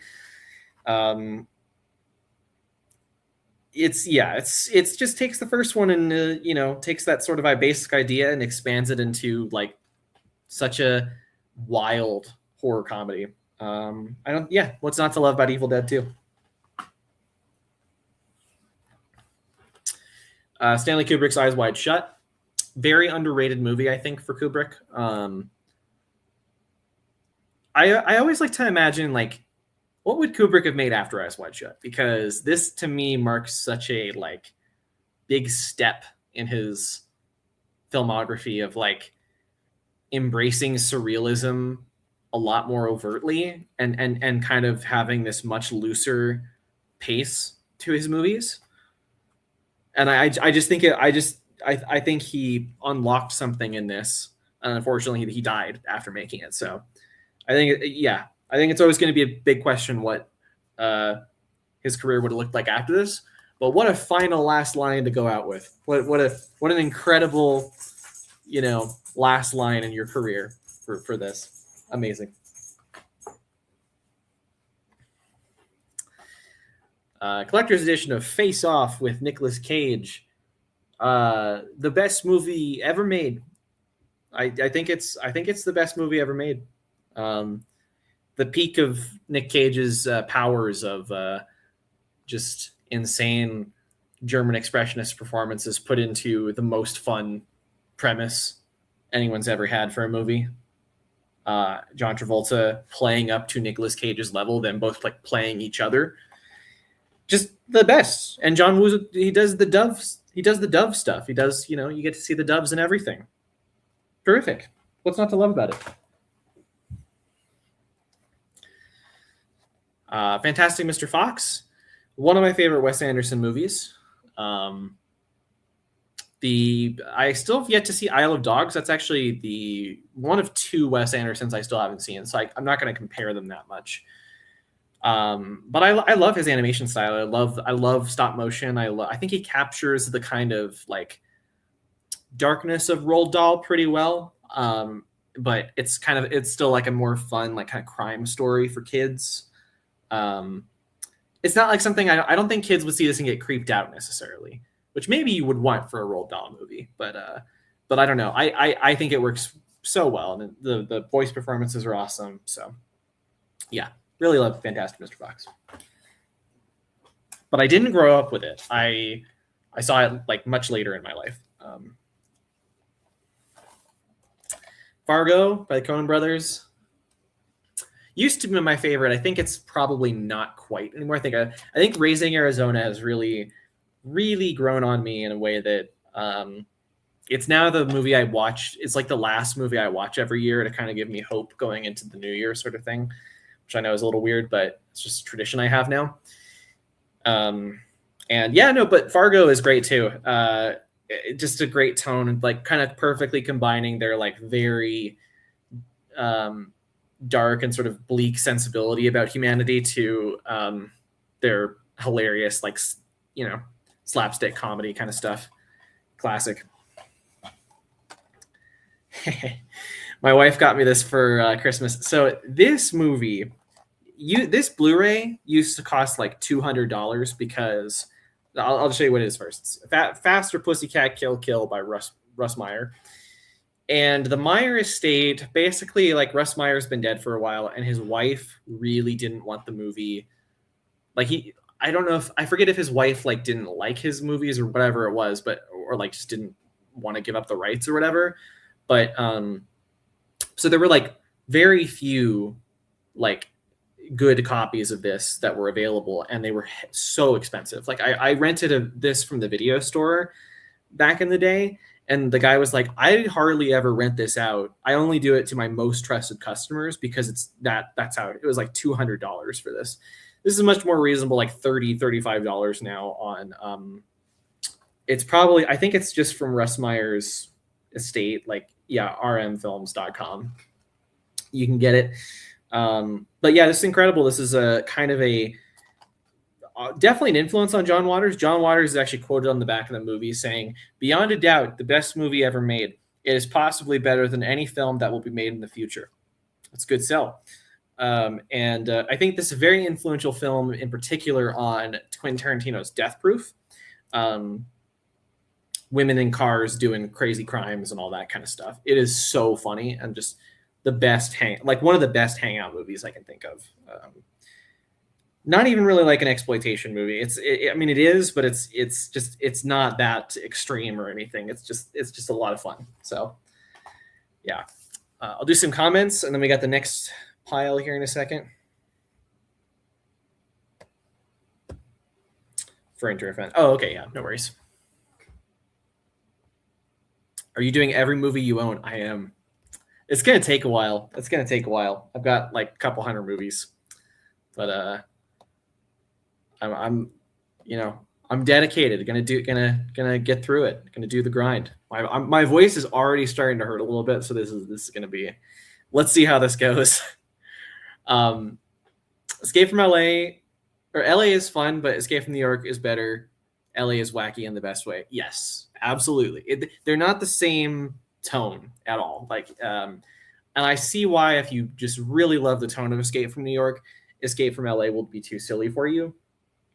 I still think that it has a decent amount of like the satire and stuff that the Escape from New York has, but not nearly as much. It's a lot of silly throwaway stuff, and the CGI is very bad, very, very bad. Face Off is awesome. Yep, is incredible. I am very disappointed by the lack of the cat in the hat in this video. I'm sorry. Oh, and we got another comment about it. I love the Cat in the Hat. That movie's a misunderstood masterpiece. Oh, you guys have a lot to talk about because I know you're both on this train. I didn't hate it.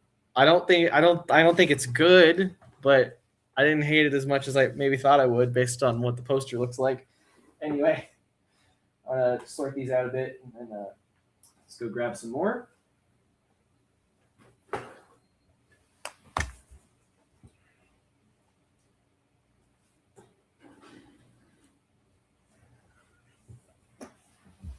Okay, let's see. John Waters' Female Trouble.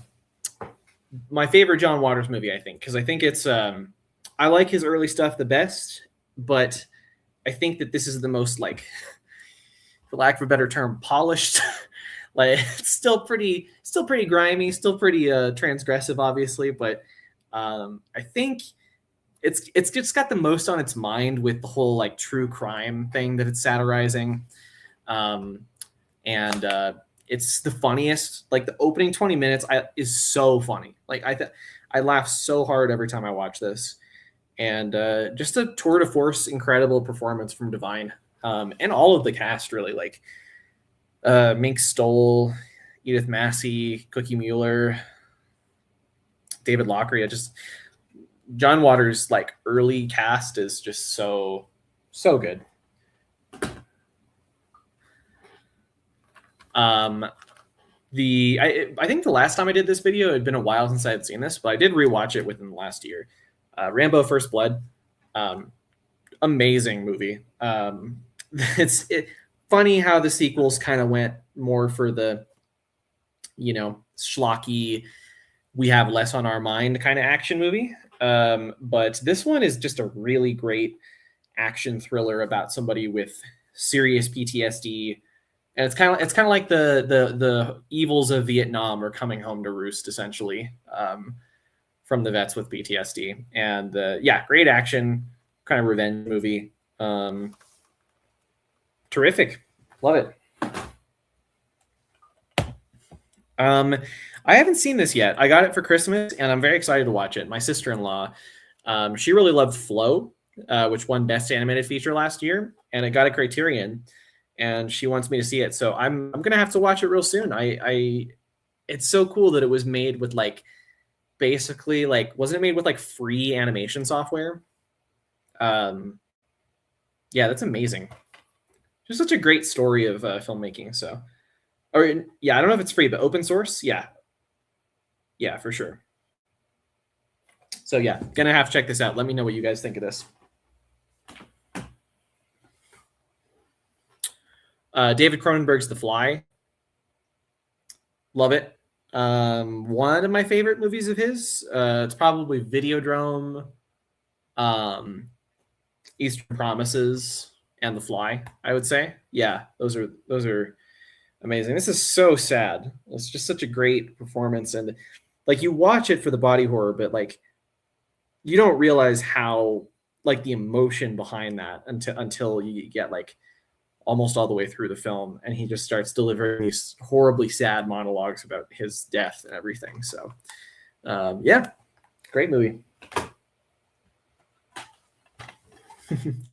I won this movie in a contest with the Denver Cinema Club. I don't remember what the contest was, but it was like just one of the prizes at the end. Friday, starring Ice Cube and Chris Tucker. I need to watch it again, but it wasn't as funny as I thought it would be, but it's still a very good like stoner comedy. There's a lot of quotable bits that maybe a little or too quotable. Like there's kind of just been like I knew everybody knows Bye Felicia and you know all that stuff, but I still thought it was really funny. I need to watch it again. It's funny that Tarantino loves this movie so much. It makes sense because it's a hangout movie, but if you ever seen videos of Tarantino hanging out with like mostly black people, they're some of the most cringiest videos you've ever seen, and I don't want to watch Friday with Quentin Tarantino, essentially. My favorite Sean Connery, James Bond, one of my favorite Bond movies in general, From Russia with Love. I think it's just maybe the best combination of like the cool, you know, suave Connery stuff, and then it's got a wild, almost like exploitation movie energy in parts of it. Like there's that whole like Turkish belly dancer set piece that for me it was like right out of an exploitation movie. And then just the globetrotting set pieces are amazing. The Villain by Robert Shaw, I believe, is really good. Pretty good Bond girl from what I remember. Just all around, I think this is like top tier Bond. Absolutely. I think this movie's so underrated. David Fincher's The Game. Often gets ranked as like one of his weakest movies, but I actually think it might be like one of his best. Not necessarily, it's not like better than Zodiac or Gone Girl or some of his absolute best, but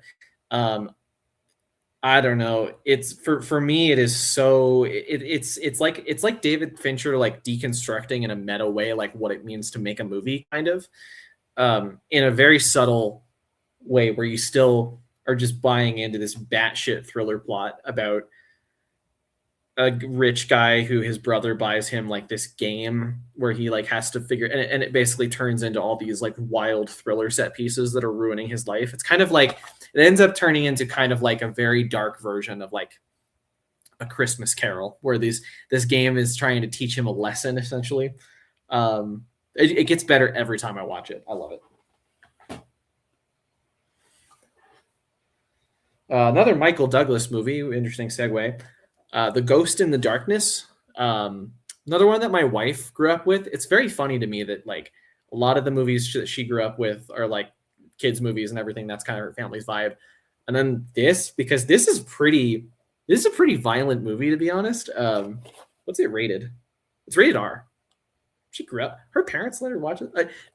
Like just not like I don't know, because her parents are more strict with the whole age rating thing or whatever. But yeah, it's essentially about two. It's about like a Val Kilmer plays like a colonizer type, so like something to do with like the British in Africa, and he's like there helping them build a railroad, and a bunch of lions start showing up and start killing the crew. And there are real lions in this, but from what I understand, this was done safely as far as the set and everything. This is not. It's not like Roar, where if you know about the production history, like Roar is one of the most insane, irresponsible movies ever made, where like modern actors like Melanie Griffith like were actually on set with like real lions and stuff. Like very unsafe. This is not, but this feels like it is because there's a lot of great attack set pieces and stuff. I will say Michael Douglas is a little hammy in this. I remember thinking it was fun, but it's so out of whack with what the rest of the movie is. Like he just shows up midway through and is like this total, like very, I don't know, it's just weird cowboy. I recommend this. My wife loves it. I like it. Yeah, it's a good one. I'm glad I own it actually. Yeah. Really love the artwork for this, but Ghost World, Terry Zwigoff. I believe he's the director of Crumb. Like he's in part like a documentary filmmaker. This is a really cool like dramedy from 2001 about somebody who like just graduates high school and is kind of like unsure of what she wants to do with her life, and she befriends like an older person, like with basically she befriends Steve Buscemi. Early performance from Scarlett Johansson, who is good in the movie, but the real star of the show is what's her name? Thora Birch. Yeah, I think that's her name. Yeah, I love this. I think it's a really sad movie, deceptively, because it's very it's a comedy. It's pretty funny. It's got this kind of like sardonic, I hate the world kind of attitude towards it. It's so sad though. Like the ending is really like, it just if it's so lonely and so kind of this person is so unsure of herself kind of thing. But yeah, I don't know. I love it. And the artwork, like I said, really great on the Criterion edition.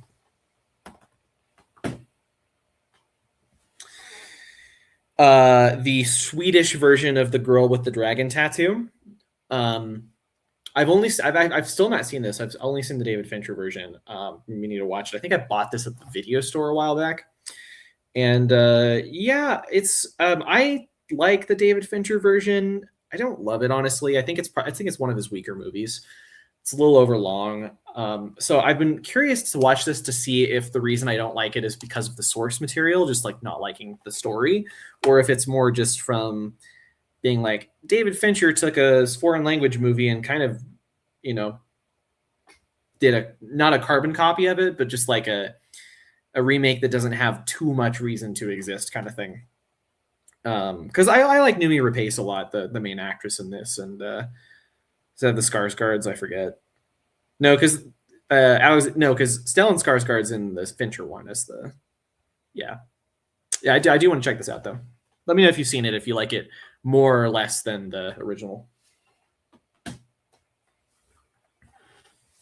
This is only for people who like some real slow shit, but Goodbye Dragon Inn by Tsai Ming Liang. I think this is probably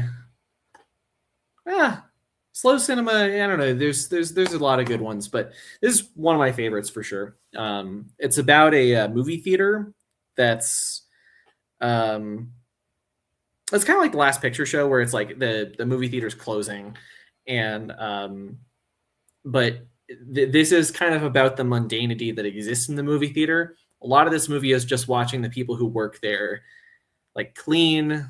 You watch like patrons like smoke cigarettes and watch the movie. And it sounds boring, but it actually is such a like amazing statement about the power of film and like the filmmaking as a communal institution that will always be so important to protect, I think. Especially in our modern landscape where theaters are struggling, I think that this is a really essential movie for people to watch. All right, let me dig into some comments here. Let's see. All right, Solus Trenchcoat says, "I love all the Rambo movies, but First Blood's my favorite, and it's a masterpiece, just a great one of my favorite movies of all time." Yeah, it's. I also like the Rambo sequel. I've seen the second one. I don't know if I've seen anything beyond that. Second one I enjoyed. It was a little silly, but the first one is really grounded and brutal. Honestly, I love it. Brady says, if you ever see the Shout Factory, The Fly box set, absolutely grab it. I don't know if Disney will ever release those movies or The Fly 2. Yeah, I'll see what they have, because this version of it I bought when I was in the Vinegar Syndrome store recently, because Vinegar Syndrome actually has a store here in Denver. But it was this is a used version. I don't think they had the Shout Factory release of it. But yeah, I'd like to. Yeah, because I love The Fly. Yeah, Friday's really fun. Honestly, I think I could like it even more on the rewatch. I gotta watch it like baked because it's a stoner movie as well. So I might have watched it sober the first time, which could have been a mistake. Contender for the best damn in movie history. Yeah, absolutely. Tarantino's a good director, but I wouldn't want to meet the man. He's pretty much admitted to pimping his wife out to Weinstein so he can make Reservoir Dogs. Screw that guy. Yeah. No, he seems like a really shit person, but good movies. I've heard really good things about Ghost in the Darkness. Yeah, I would recommend it. Yeah, it's I was always surprised that, like, because I feel like it might be a Disney affiliated thing as well. Like, I can't remember why my wife's family, who normally they're not that into movies like that, grew up with Ghost in the Darkness. I mean, they love animals, so that's part of it, but it's a funny movie to love animals for, given what happens in the movie. Roar was dumb people being on an ego trip. Roar was dumb people on an ego trip who thought they knew what they were doing, but really didn't. Yeah, it is one of the most fascinating production histories I've ever read about of any movie. The other night I watched Tarzan, the sequel to Tarzan in the 30s. It's called Tarzan and His Mate. And that movie also, similar to Roar, it has like real people wrestling with lions and shit like that. There's a part where like somebody goes on to like a hippo's back. But that's the 1930s. Roar is interesting because it happened in the 80s, where like we had evolved more to know what you should and should not do with animals on set. So pretty wild. Josh says, Ghost World, my favorite comedy ever. Yeah, man. I love it. Yeah, it gets better every time for me. It really does. Thora Birch, my beloved star of Limp Bizkit's Eat You Alive music video. It's wild to go back and watch Ghost World and think about where the careers of Thora Birch versus Scarlett Johansson went. I mean, like, it makes sense, but I don't know. I think Thora Birch has more talent, I will say, than Scarlett Johansson does. I still got to see Ghost World. I've heard good things. Have you seen The Hole from early 2000s? That's an interesting Thora Birch film.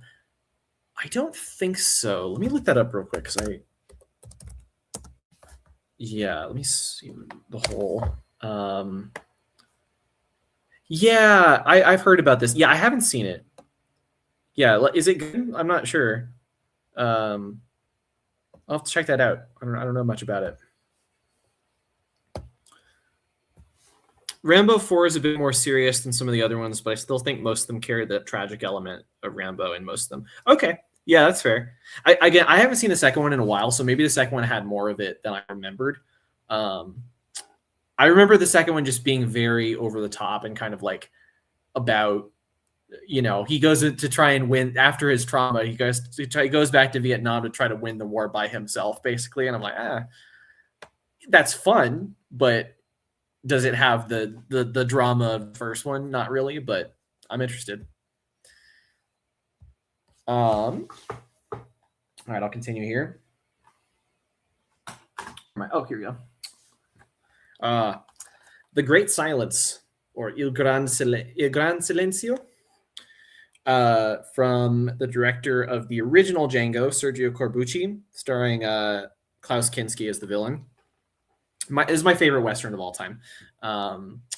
It's in the spaghetti Western tradition, so you've got the landscapes, you've got the more kind of irreverent look at the West, I think. But this is like that on steroids, where like the villains in this, and really in all of Sergio Corbucci's movies, are like, they're not just like bad people. They're they're not just like your typical spaghetti Western villains. They're like total fascists. They're just like the darkest of dark of the human spirit is the villains in his movies, and it's got an amazing score by Ennio Morricone, and the one thing I love about this release too is it's got obviously a great transfer of the film, and you get the incredible bleak, sad ending that Corbucci wanted the film with, but also I know there's some mythology about this, so maybe somebody can correct me, but from what I understand, Sergio Corbucci, the studio didn't want the movie to have that bleak ending when he originally did it, so what he did to try to make sure that they used it was he filmed an alternate ending that is so ridiculous in its happiness and it's like cartoonish, like, oh, what a perfect ending, that it was so silly that they couldn't use it. That was his idea, from what I understand. I could be wrong about that because I think there's a little mythology around this film. Let me know if you don't think that's true, but that's what I've heard. And the alternate ending is on here, and it is the funniest shit ever, dude. It's like when you're about to watch that ending of the film, and then the happy ending happens. It is so funny. Oh, great release in part for that reason. I love this. Gremlins Anthology Blu-ray. So we got Gremlins and Gremlins 2, of course. Maybe we'll get Gremlins 3 one day. Probably not. The first one, great Christmas movie. Very much enjoy it. Fun, sort of darker take on the Spielberg kind of Amblin family movie around Christmas. And then Gremlins 2 is the greatest movie ever made. I saw it in theaters the other night, this past week, and it confirmed that, yes, this satire that he did, where he basically like he makes fun of the first Gremlins movie over and over again, while also making a better Gremlins movie than Gremlins. Like, if you just want to watch little creatures run around and be crazy, Gremlins 2 is better than Gremlins 1. And then it's also a meta satire about like studio interference and just corporate shit. The main villain in it, the main villain in it is a combination. Joe Dante has said the main villain is a combination of Ted Turner and Donald Trump. And this is like 90s, so this isn't like, the hackiest satire of Trump or anything. But yeah, it's very funny. I love Gremlins too.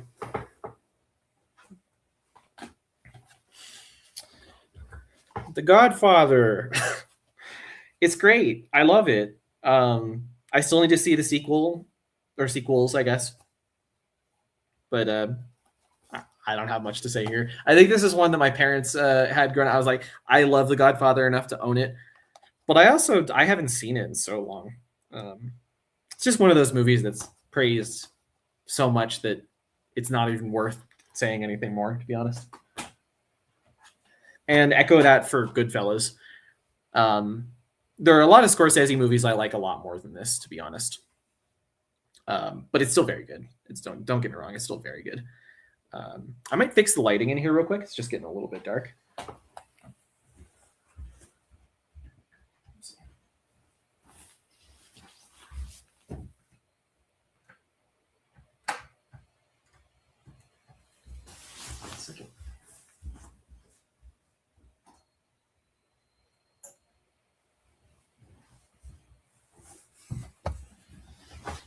just got a little bit more light in here now. It's a little tricky in here sometimes. Just cloudy today. Got that storm of the century outside. So hope everyone's staying well. Jason, if you're still watching, I'm curious how things are in Kansas right now, because the whole Midwest is getting hammered from what I know. John Carpenter's Halloween, one of his best movies. Absolutely. I watch it every single Halloween. Just one of, for how famous this is as a slasher movie, it's so much more like metaphysical and abstract and just kind of really well thought out. Yeah. One of the best slashers ever made. We've got a bunch of Harry Potter movies here.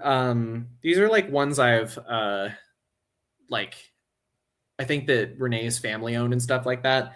I like the Harry Potter movies a lot, but we don't have all of them here, I've noticed. So need to fix that. But we got Sorcerer's Stone, which I think is fine. Really, that and Chamber of Secrets are kind of like, they're good, but they're still got a little bit too much of the cutesy, like Chris Columbus aesthetic. I think the movies really improved when Cuarón took over for Prisoner of Azkaban, and then David Yates. I think most of those movies are really good too. For some reason, I don't have Prisoner of Azkaban or Goblet of Fire, but then I think we have all the David Yates ones, except for do we not have Deathly Hallows Part 1? I don't know. There's a fair amount of them here. Order of the Phoenix, Half-Blood Prince, and Deathly Hallows Part 2. It's funny, we don't have literally my two favorites, which is Prisoner of Azkaban and Deathly Hallows Part 1. I don't know why. It was just one of those things. I think they lost one or something like that. But I'd like to get a whole box set at some point. Oh, wait, sorry, here it is. We do have Part 1. Good. Yeah, this is, I think, really underrated in the Harry Potter filmography. I love that scene with Harry and Hermione with the where they danced in Nick Cave in the tent. Love that. Heat. Love this movie so much.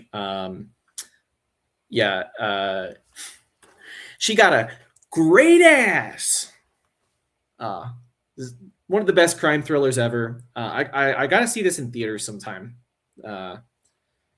Yeah, just so emotional. I just love this story of these two, the cop and criminal, growing to understand one another, kind of thing, but still not abandoning their rivalry. Yeah. Zhang Yimou's Hero. Haven't seen it yet. It's a wuxia film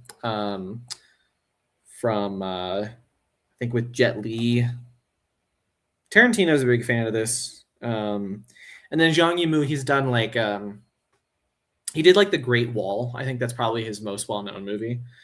So he's done a couple like Western movies, but primarily he's known as like the wuxia master in China. And I've heard pretty good things, just haven't seen it yet. So my wife absolutely loves this movie. I think it's pretty good as well. Hidalgo with Viggo Mortensen, where he plays a guy who is he's like a long journey, like a long distance horse racer. And he gets the chance to race his Mustang 3,000 miles across the Arabian desert. It's just a nice, like, kind of, it's got a good structure of like an adventure movie with like he falls in love with the princess and stuff like that.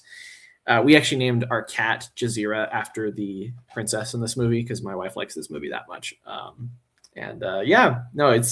I think it's pretty underrated. Viggo, like, I think he takes this pretty seriously, to be honest, and he loves horses in real life. He's a horse boy. I married a horse girl, I have to say. It's got a score as well by James Newton Howard. I think this is just kind of underrated. People don't talk about it that much. Yeah, good movie. High and Low by Akira Kurosawa, not Kiyoshi Kurosawa. God, I'm getting tired. Great thriller. I saw Spike Lee's remake earlier this year. It's not as good. It's not terrible, but nothing compares to this. This is one of the best, like, Hitchcockian kind of thrillers, race against time to save somebody kind of thing that has ever been made and ever will be made. Hoosiers, pretty good sports movie, to be honest. Been forever since I've seen it. And I forgot how good the cast was, because like Gene Hackman, of course, but then I forgot Dennis Hopper's also in this, and I forget who some of the players are. For some reason, I had it in my head that Josh Hartnett was in this, but I don't think so. Yeah. If you like basketball, you'll love this movie. If you don't, and you just like a good, well-done sports drama, you'll also probably like it. It's pretty good. Another candidate for the best movie ever made, House. I saw it in theaters back in the fall, I believe. That was a dream come true to see it on the big screen with a bunch of people. The best way to see this is in a big crowd in a theater with a bunch of people that have never seen it before. Because they lose their minds. Like they're like, nobody has ever seen a movie like this until they've seen it. As I think somebody in the Criterion Closet video once said, it's like having to do acid without. It's like doing acid without having to do acid. It is insane. I love it so much.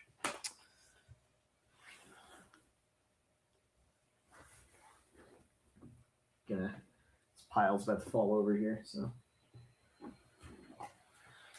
All right, let's see. Lucio Fulci's The House by the Cemetery. Very good movie. I think Soulless Trenchcoat, you were saying you haven't seen this one yet. I could be wrong. Or maybe it was City of Living Dead. I can't remember. But I think this is really good, just like the other two. One thing that sticks with me about this is there's a shot. It's more. I find it more like it still does have a little bit of the obviously the gore and the stuff that Fulci's known for, but it's creepier than I think the other two. It has there's a great shot of I think somebody's going like downstairs into the basement, and there's a great shot of like yellow eyes essentially, like looking at it looks like something you'd see out of like a Scooby-Doo like cartoon or something like that. It's really in a good way. It's something that would scare you as a kid kind of thing. So yeah, I would definitely watch this one. It's another one that Leon gave me when I visited in the UK, and he was like, this one is region free and I have another copy of it, so you can take it. And so thank you, Leon. I love this one.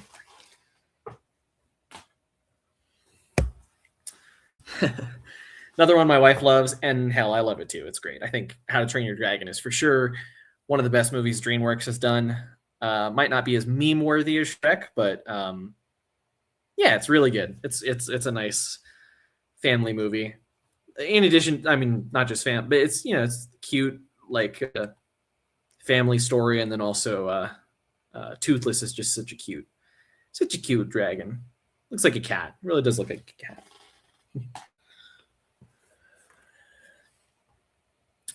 The Hunger Games, Catching Fire. I don't know why I don't have the other ones, but I think this one's my favorite, like for sure. This is like the only one I would call like really good, because this is Francis Lawrence. Like Francis Lawrence is the best director in any of the Hunger Games movies, a lot better than Gary Ross, I think. But then the third movie or the third book that makes movies 3 and 4 should not have been split into 2 parts. It's like way drawn out.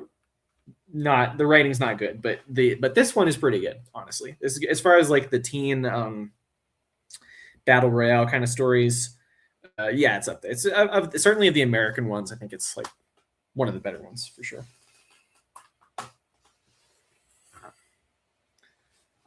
All right, we got Indiana Jones trilogy here, Raiders of the Lost Ark, classic, one of the best movies ever made.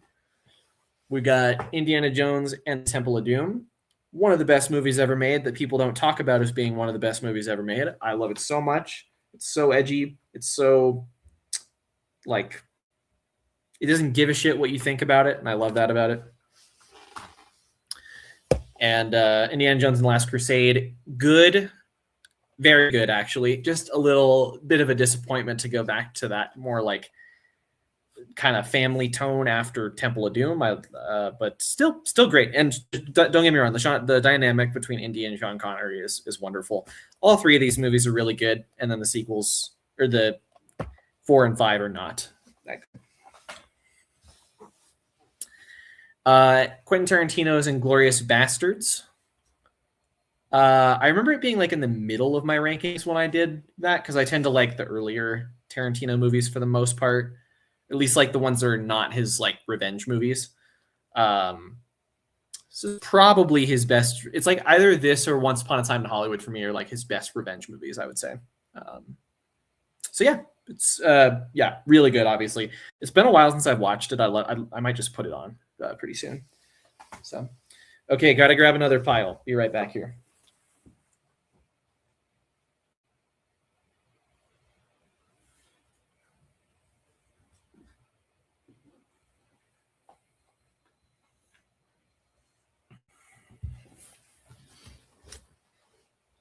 Two hours. So I'm like about halfway through, and we're basically at the point where like I think the last one I did took like 2 hours.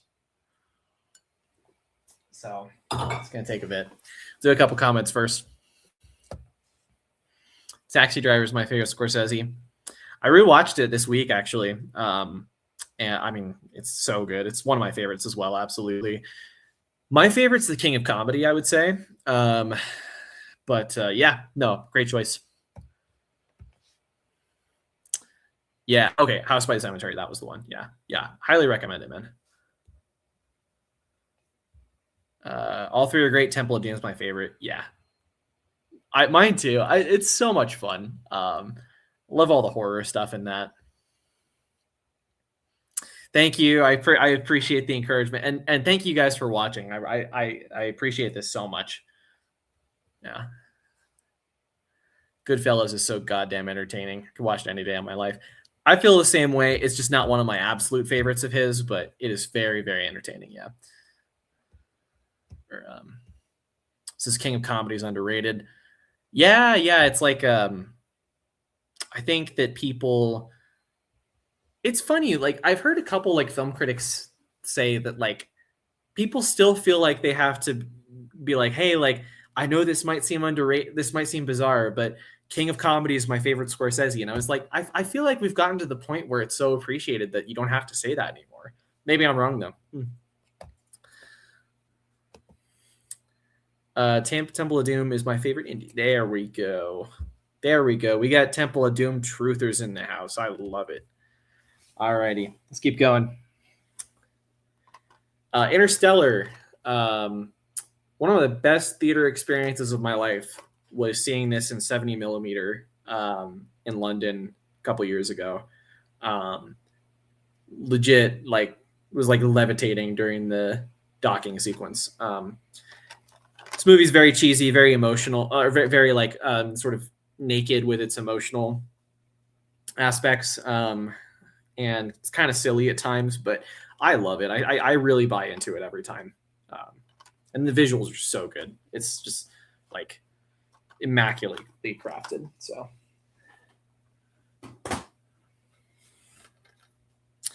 It Follows. I still haven't seen it. I've seen David Robert Mitchell's other film by the time that I've made this, but which is Under the Silver Lake. Yeah, I don't know why I've still not seen this. I've been wanting to watch it forever. I just bought it on a whim one time and haven't gotten around to it. I will.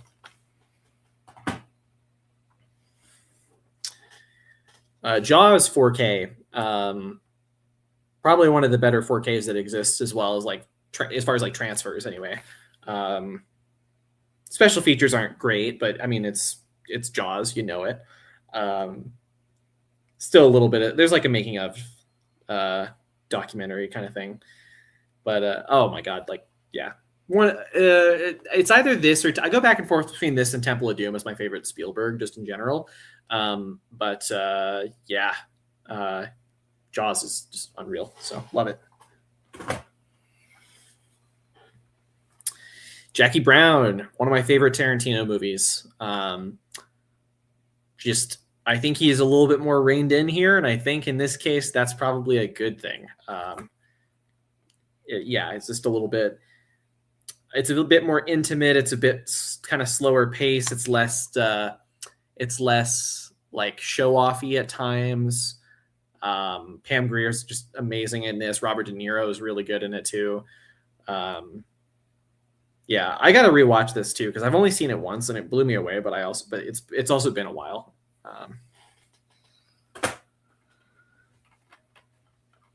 JFK, Oliver Stone's JFK.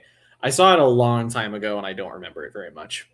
But I love this kind of movie about like an obsessed detective, more or less. And I also am big into, history and political movies and stuff like that. And so this is kind of a nice intersection of that. I've heard that the physical releases of this are not great, so we shall see how this looks. This is only a DVD. But yeah, I need to check it out again. It's been a long time.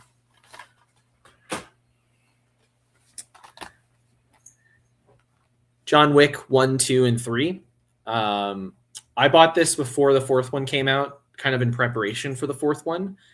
I'm really glad I own it, but I got to get the fourth one because that is, I would rank them 2. I think 2 is the best. 4, not too far off. And then it's close, but probably 3 and then 1. I think the sequels only expand on them. The revenge story in the first one's very good, but I like the crime world that they build after that, and they only do more with the action after that too. So, but yeah, basically the best action movies of this decade, I think. Yeah, up there. Yeah, I mean, like not Mad Max Fury Road, but like certainly of the new franchises that have started. I can't think of anything better, honestly, than John Wick.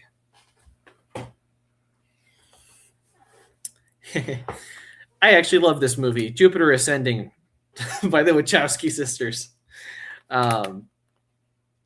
There's nothing the Wachowski sisters have made that is not interesting visually. It is not a just very nerdily thought out world that passion went into.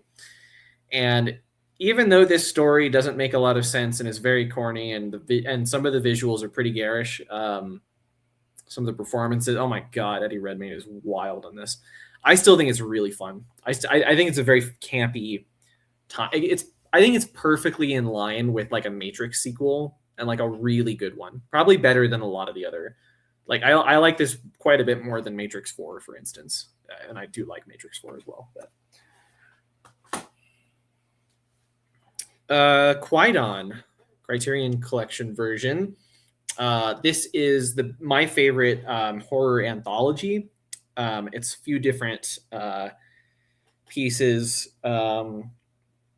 Basically, and I think what I love about this the most is that they're all very like colorful, and they basically all kind of look like matte paintings, to be honest. Like they're all very like visually inspired, and they're thematically connected too. Like I feel like most of them have to do. They're all like kind of Faustian Price stories about like characters getting themselves in over their heels with like the bargain they make in some way. So yeah, I highly recommend this. It's a bit of an intimidating watch because it's 3 hours long, but because it's an anthology, you kind of split it up a little bit. I think each section is like roughly 35-40 minutes, something like that. So yeah, I would definitely, I think it's like 40-45 minutes maybe. So yeah, would highly recommend this if you haven't seen it. I'm gonna take another drink of tea. Voice is starting to go.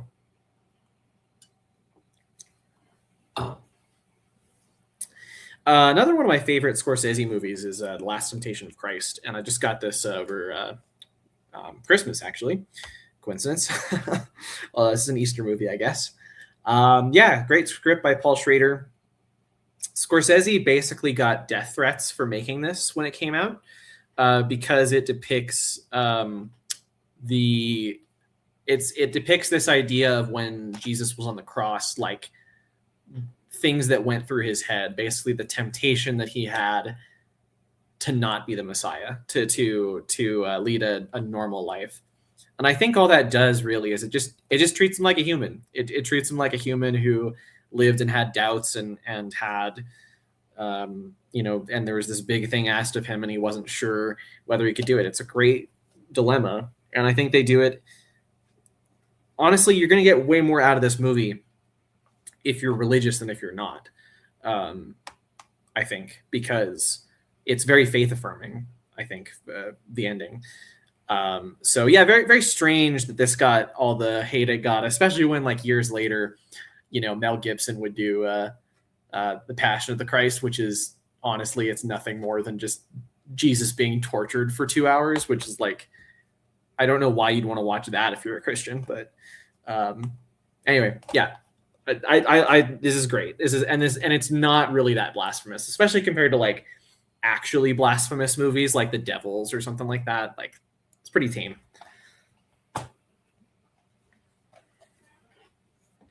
Yasujiro Ozu's Late Spring. Haven't seen it yet. I've still only seen Tokyo Story. I love Tokyo Story, like, to bits. Challenge anyone to watch that and not want to just like call their family and just like hug them immediately afterwards. And I've heard great things about Late Spring too. I think it's centered around a wedding. I could be wrong, but anyway, yeah, Ozu is like very simple, but very powerful in terms of like his family stories. Lawrence of Arabia, another intimidating watch at almost 4 hours, but I think this is maybe my favorite like Hollywood epic ever made. Yeah, just it's kind of Dune, honestly. It's about somebody who goes to, you know, an unfamiliar place in the desert and kind of gets to know the culture a little bit more, and it started to be looked up to in a Messiah kind of way, and how that really doesn't serve anybody's interests but the Empire's. It's exactly Dune, actually. And it's so, the way it's shot, like the match cut, the like the train set pieces and everything, like I don't know. I think it's just one of the best movies ever. Le Samurai by Jean-Pierre Melville. And yeah, great kind of noir movie about with Alan Delon is his name. Yes, very kind of cold, calculated assassin. If you like David Fincher's The Killer, I think this was probably a huge influence on just like the behavior of that kind of character. Not necessarily on the more humorous tone that movie takes. This is quite bleak. Melville's movies are all kind of, they're all pretty bleak. Especially, like, you know a bit about his background. Like he was helping the French resistance during World War II, and Army of Shadows, his film, which is like my favorite film by him, is very much about that. And so he has a kind of bleak outlook on the world, I think. But for a film noir, I think that's kind of what you want. This is just a great movie about the process of an assassin, basically. Yeah. My favorite Wes Anderson movie, The Life Aquatic with Steve Zissou. Yeah, really emotional movie. I love the scene where they go down to the shark at the end. They finally get to see it. I love the banter between Bill Murray and Owen Wilson. Just a really cool cast. I think it's a nice balance of Wes Anderson doing the sort of like artificial, like nesting doll style he's come to do later, but it's not quite as much. Like it's still a little bit more grounded, I think. So like some of his early movies are. So yeah, love this one. Life of Pi, I don't love it, but I think it's okay, and I own it because one, it's a good visual experience, but also I think I just had it growing up with my parents and stuff, so I figured I'd hold on to it. It's by Ang Lee. It's a little I read the book in high school. The book's way better. The book is so much better than this, but it is still really impressive what they were able to do with like the CGI of the tiger and the landscapes and everything. Like, there's a lot of really beautiful shots in this. It's just, it's a little bit of a bastardization of the book, I have to say. It looks a lot better. Lilo and Stitch, super cute, awesome kids movie. I've seen it a couple of times within the past couple of years, and it's a comfort watch for my wife for sure, and starting to become one for me as well. I grew up watching the TV show more so. I used to watch the kind of anthology TV show they would do with it, but yeah, obviously the movie's a lot better than the TV show, to be honest. But yeah, that's great.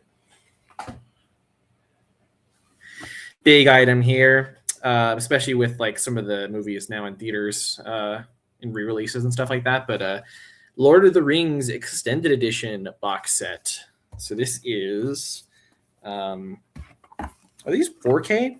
Oh no, they're just Blu-rays, but they're black on the outside and everything. So that's why I thought they were 4K. But yeah, obviously all 3 movies here, and great artwork. Get a map of Middle Earth on the inside and everything. Let's see how I'd rank them. I'd probably go Fellowship, Two Towers, Return of the King, but they're all really good. They're and yeah, I mean, they're all like amongst the best like big studio films have ever been. I have to say, and I don't know if I'm in the minority on this, but it's close, but I prefer the theatrical cuts. There are certainly scenes in the extended editions that are essential, like the Mouth of Sauron, the bit in Return of the King where you get to see Sauron actually die. Like, there's many bits that are that I'm like, why did they ever take that out, right? But there's also a lot that does not need to be there, that isn't even that character enhancing. And like, for example, like in Two Towers, there's just so much more of the Ents. And I already felt like there was too much for the Ents in Two Towers, as much as I do like them. But so yeah, it's my hot take. I like the theatricals a little bit more, even if I think that there's things about, like, if I could recut the movies, there are a few scenes that I would add to the theatricals, but I wouldn't go as far as the extended cuts, basically. Okay, let's do some more comments here. Let's see, where are we? Fun fact, I own a 70mm film cell for Interstellar. I remember when the Blu-ray came out, they included it as a bonus of the first draft. That's super cool. Oh man, I wish I had that. That would be such a good thing to throw in a release of it, because there's obviously so many cells they can do. Can I ask what scene is it that they that you have? That's awesome. Yeah, they weren't pressings. Yeah, not a fan of It Follows. Okay, yeah, I know it's mostly pretty well liked. I thought I haven't seen it. I thought that Under the Silver Lake was okay as well. Very long-winded. Cool idea for a movie, but yeah. It Follows was something it took me a bit to get. I saw it when it came out, and I was like 14. Admittedly, it flew over my head. Yeah, it's pretty mature themes from what I understand. Like, it's a lot of it's about like sex. It isn't part of the idea like an STD or something. I forget, but yeah, I imagine it could be like one that grows over time. Jackie Brown, baby, best of the best. Oh yeah. It's top tier Tarantino, absolutely. For me, it's Jackie Brown, Death Proof, Pulp Fiction, and maybe I really like The Hateful Eight as well. But I think those 3 are the top ones, probably. Last Temptation of Christ is actually still banned in 1 U.S. county. Are you serious? How is that even legal? The First Amendment, like, you can't ban media for adults. I don't know. I have to look that up. That's wild.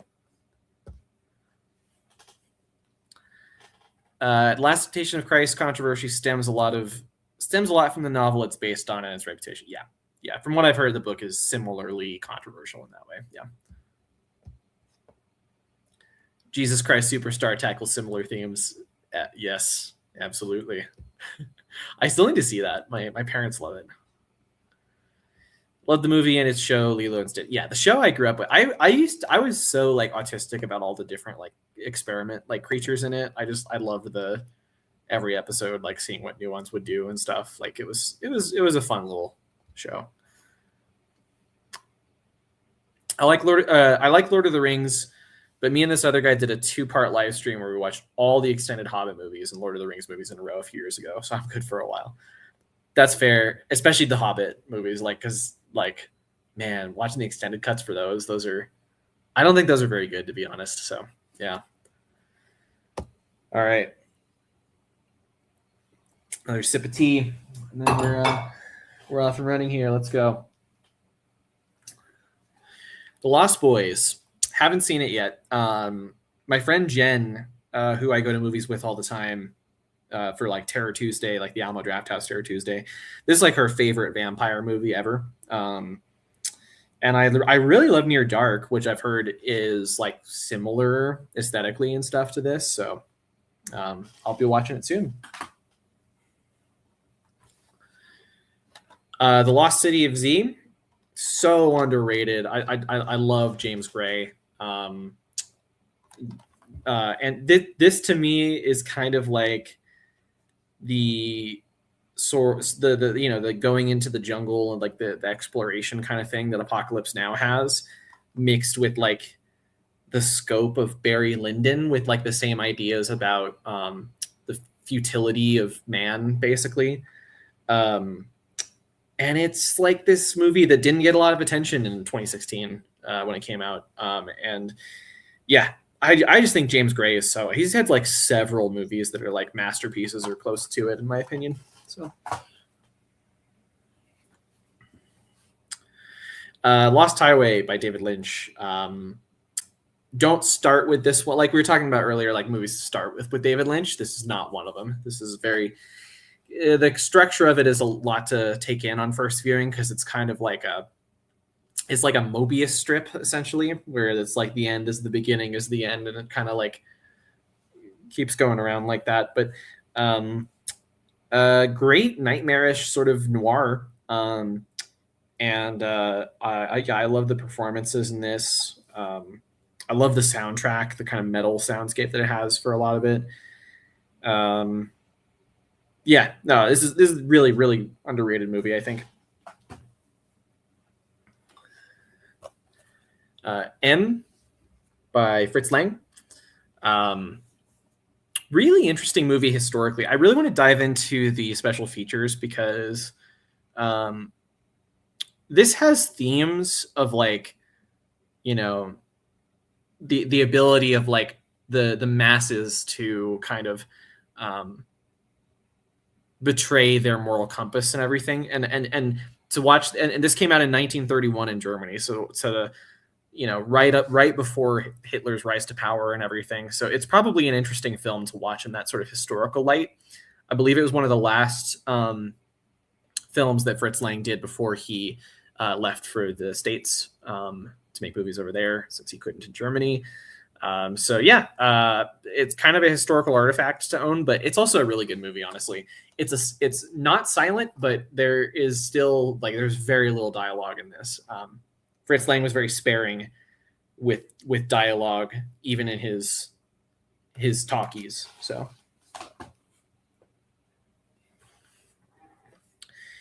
Mad God, Phil Tippett's masterpiece that he spent 30 years working on. It's a stop motion animation hellscape. that is really what it is. And there's great artwork on this steelbook. I believe Shudder put this out. Did they? Or RLJE Films anyway. I think Shudder owns the streaming rights or anything. Yeah, and Shudder's name is on the Blu-ray as well. So gross, so gooey, but just incredible stop motion. You got to see. This is one of my absolute favorite movies of this decade so far. So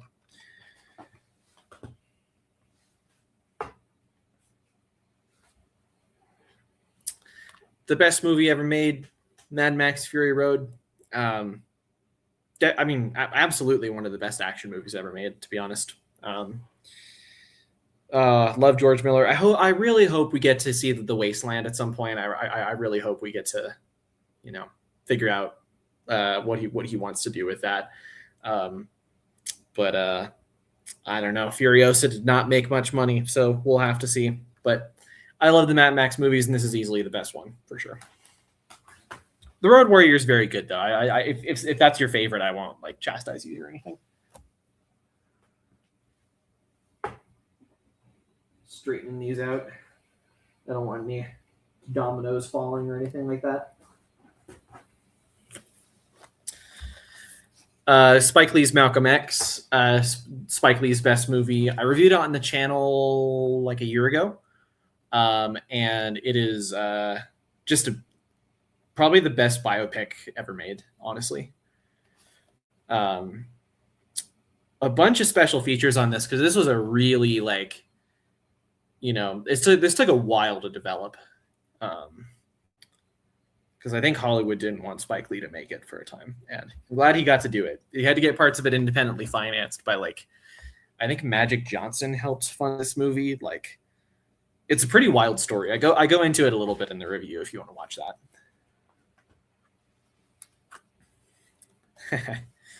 Malignant by James Wan. I think my favorite James Wan film. He's doing like the sillier tone that he did with like Aquaman kind of at times, but like in like a giallo, like splatter Frank Henenlotter kind of situation. And it's kind of, the movie was marketed when it came out as like a typical James Wan, like Conjuring or like Insidious kind of haunted house movie. And it's just not that at all. It is a wild, wild movie. And I'm so glad it exists. I really am. And you can probably watch it on like Max too now, right? Because Warner owns it. Yeah, it's, I recommend this to people all the time. It is one of my favorite movies to recommend to people. John Frankenheimer's The Manchurian Candidate. I was in Boston last summer, and I was at a video store there. It was mostly a record store, but they had a bunch of Blu-rays and DVDs as well. And this one was like only $16. There's a little hole in the back, but I was like, that's fine. I played it in the machine. It still works really well. But classic kind of political thriller from the 60s. And very, very influential, I think. I think every movie that you've seen now that has like a political assassination element probably has this on its mind in one way or another. It's dark, man. It's really, really dark. And it's one of those movies that I think came out during the production code, or at least, it came out towards the end of the production code, and 1962. So that was certainly the beginning of the new Hollywood and stuff. But like, it kind of has one of those endings that where like the quote unquote good guys in the film win, but it does not feel like it. And there's this whole undertone of like what could happen next kind of thing that just leaves you with like a dark, doomed feeling inside. This is really terrific. And I've got another John Frankenheimer movie in here. Very underrated director, I think. Okay. All right. I'm going to grab another pile. Hold on.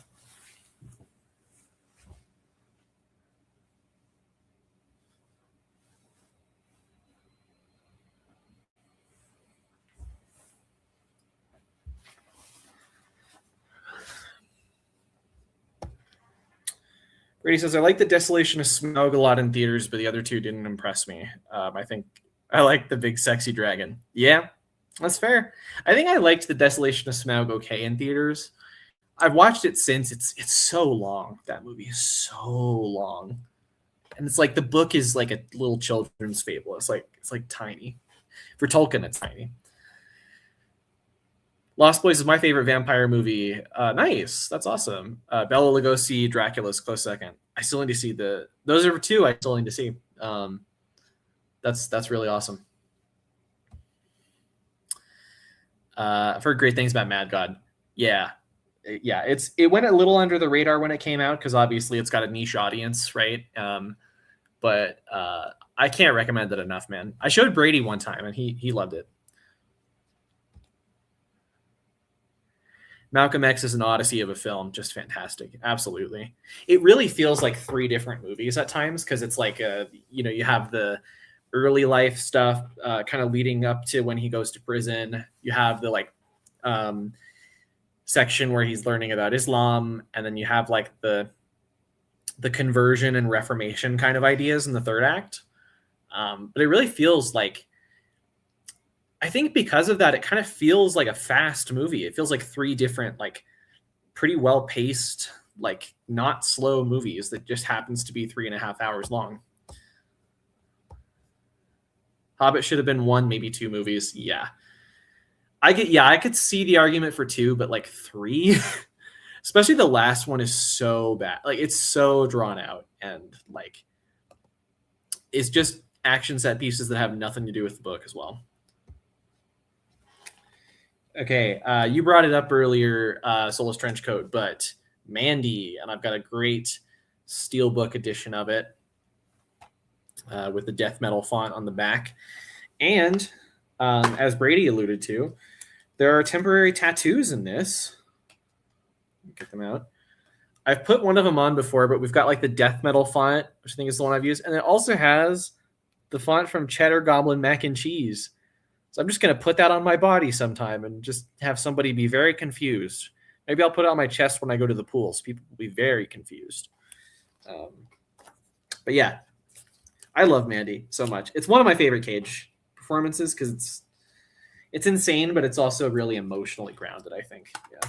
And just the filmmaking behind it is incredible.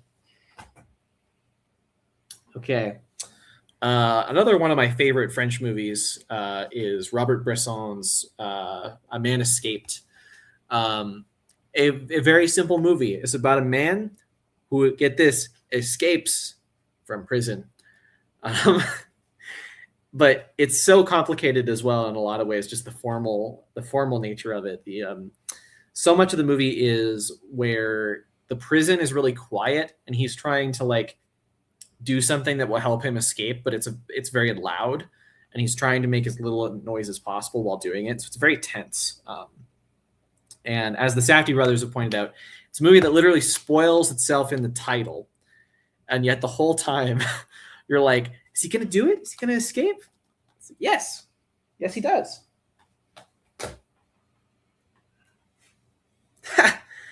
I think this might be my most recent pickup. Manos, The Hands of Fate. I'm so happy a Blu-ray of this exists. It's it's on the back. It boasts a review that says the worst film ever made by Entertainment Weekly. And I think it's very poorly put together, but it is way too fun to be the worst movie ever made. I genuinely love it. It's fairly short as well, but it still feels longer than it is because there's no like sense of pacing to it at all. Really, it's just kind of like I don't know. There's so many shots where they just point the camera out of the car window as you go by, and there's no point to the shot being in the movie at all. Like it's one of the most incompetent movies I've ever seen. It was literally made on a dare. Obviously, you can watch the Mystery Science Theater episode on it and everything. But yeah, a Blu-ray of this exists. It's insane the world we live in. I love it. Okay, got a couple here. The Matrix, the Wachowski sisters' best movie, and just one of the best action movies ever made. For some reason, we don't have the second one, Reloaded, which I love Reloaded. We have Revolutions for some reason, but I haven't seen it. I've been meaning to get around to it.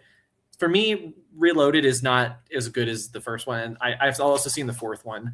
So I kind of know what happens in this at the end and everything. I don't love when the Matrix goes too into the lore and stuff, but it's still fun. And I still think the Wachowski sisters are such good directors that like it still works for me, to be honest, for the most part. But you know, nothing holds a candle to this. This is way too good.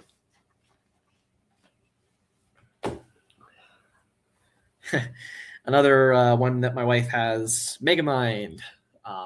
It's fine. I don't love it, to be honest. It's well, the Will Ferrell voice kind of annoys me a little bit too. So it's been a while since I've seen it. It's okay. Memento, Christopher Nolan. I've talked about this in my Nolan ranked video, but this is one that really grew on me over time. I kind of hated it when I first saw it, and then I kind of grew to not like it, and now I kind of love it. So yeah, it's really grown on me. Just a very emotional movie the more I watch it. Yeah. Bong Joon-ho's Memories of Murder. In my opinion, his best movie.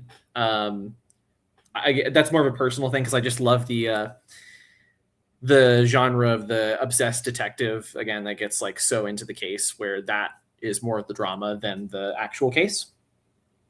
Yeah, and it's funny too. Like there's lots of humor throughout, I think, all of Bong Joon-ho's movies, but this one especially, I think.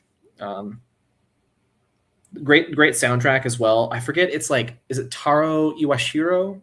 It's a Japanese composer for the Korean movie, but yeah. Yeah, I think this was Leon and I did our video of like our favorite first time discoveries from last year, and this was his favorite. And I'm very happy about that. Michael Mann's Miami Vice. Director's cut only, I believe. And I know that Leon and a lot of other people prefer the theatrical cut. I actually haven't seen the theatrical cut. I think I've only seen this. But yeah, it's really good.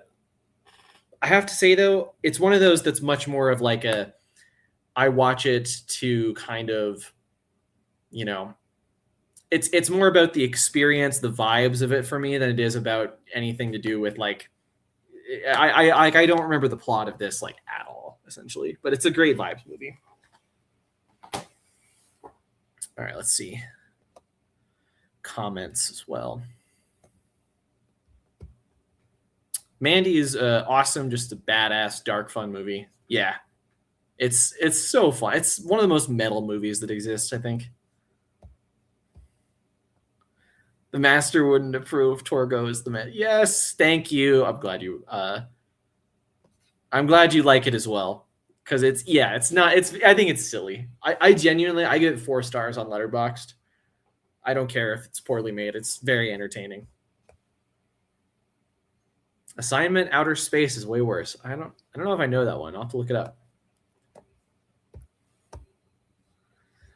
Matrix is another one I'd highly recommend upgrading to. Yeah, I know. It's the closest to the original color grade available instead of the green tint they add to make the DVD, make it more like the sequels. Oh, that sucks that they do that. Yeah. I'll upgrade. I definitely want to, because the Matrix is definitely one I love enough to definitely get a great version of it. I'm assuming you're talking about the 4K as well, but maybe the Blu-ray. I don't know. I know I'm going to get tomatoes thrown at me, but I hate the Matrix. Wow. Okay. Hey, Brady, I'll also kind of throw tomatoes at you at Soul Trenchcoat for that. That's a hot take. Damn. Wow. What do you hate about it? Next time you're in the UK, the Blu-ray of the theatrical cut is region free. Okay, yeah. I'll take a look then. Yeah. Let's see. Keep going here. Monty Python and the Holy Grail. Grew up with this. I've seen it dozens and dozens of times. It's so quotable. One of the best comedies ever. I love British humor in general. It's my favorite genre of humor, I would say.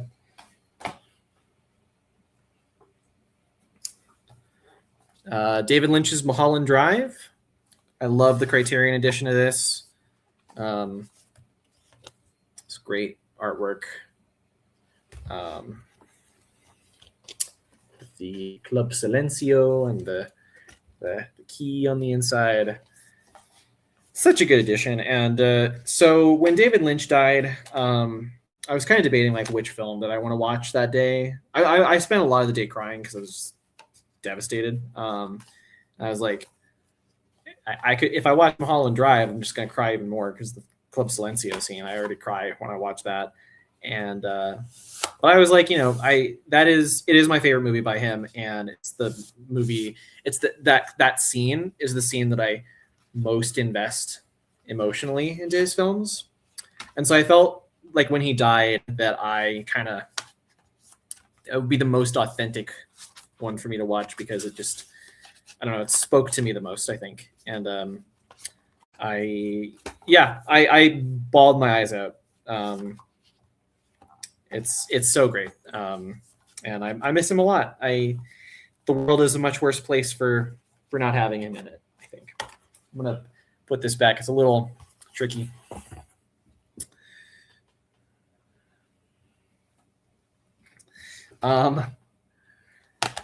National Treasure, super fun movie. National Treasure 2, have not seen it in forever. It sounds worse. I can't remember that much about it. I know they go to Mount Rushmore, but as a Disney Nicolas Cage, Jerry Bruckheimer vehicle, I don't remember it that much in comparison to the first one. But yeah, Nick Cage. I'll watch it again soon. I bought this super recently from Vinegar Syndrome. This was a fun discovery. New York Ninja. This is a lost film from the 80s. And so it was made in 1984, and then it was released in like 2021 or something like that. It's like re-edited. Like it wasn't like put together in any kind of final form until 2021. And it's kind of like a Samurai Cop, or like it's a little bit of like a, not vanity project's the wrong word, but it's like an ego project for the director. And that's part of what's really entertaining about it, is that he kind of thinks that he is much better at martial arts than he is. And he is, and he's certainly better at directing martial arts sequences than he is. And that was actually part of my issue with the film, is that while it's very funny and silly and stuff, the martial arts sequences are directed really weird. So like they, basically there's like a lot of shots where like there's a part where like the ninja will be fighting like 10 people, and rather than do the thing you normally do in an action movie, which is you do like some quick cutting, to kind of make the 10v1 like realistic,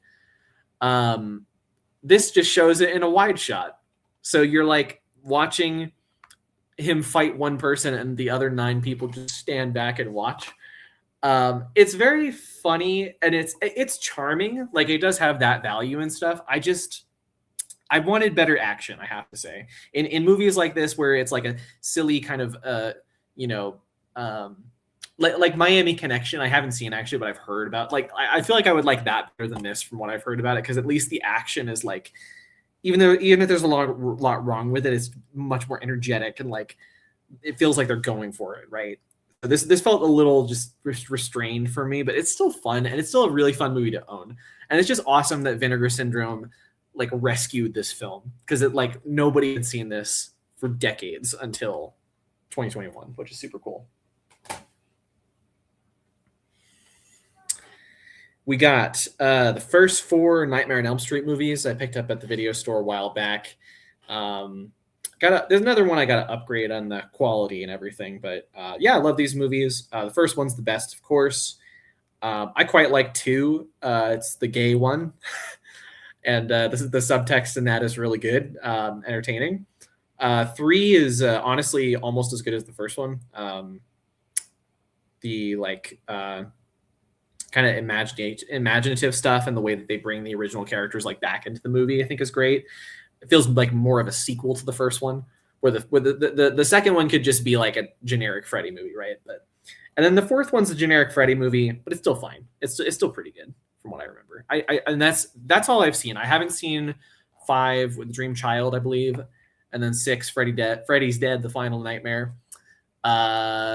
New Nightmare I haven't seen, and then the remake and Freddy vs. Jason haven't seen those. So. Night of the Living Dead.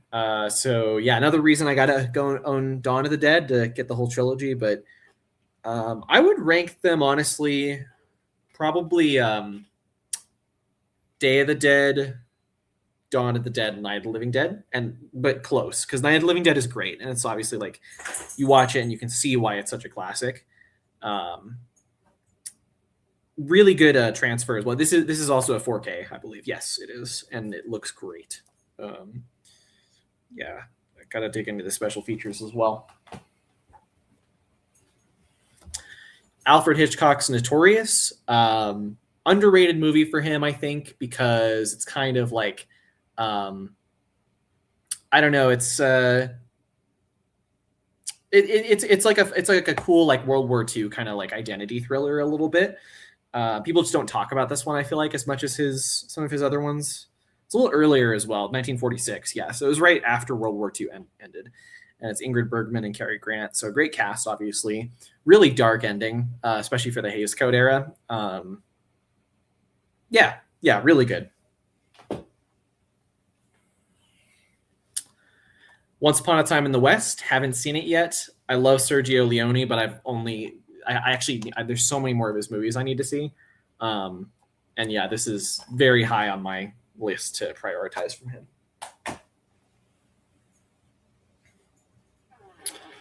Onibaba, very underrated Japanese horror movie by Kaneto Shindo. And it's kind of about like this rural location, this woman who lives in this like marsh kind of thing, and she has this mask that she can't take off, and it's this like darkly kind of erotic horror movie with a really scary ending that revolves around this giant like hole out in this marsh. It's really creepy. Love it.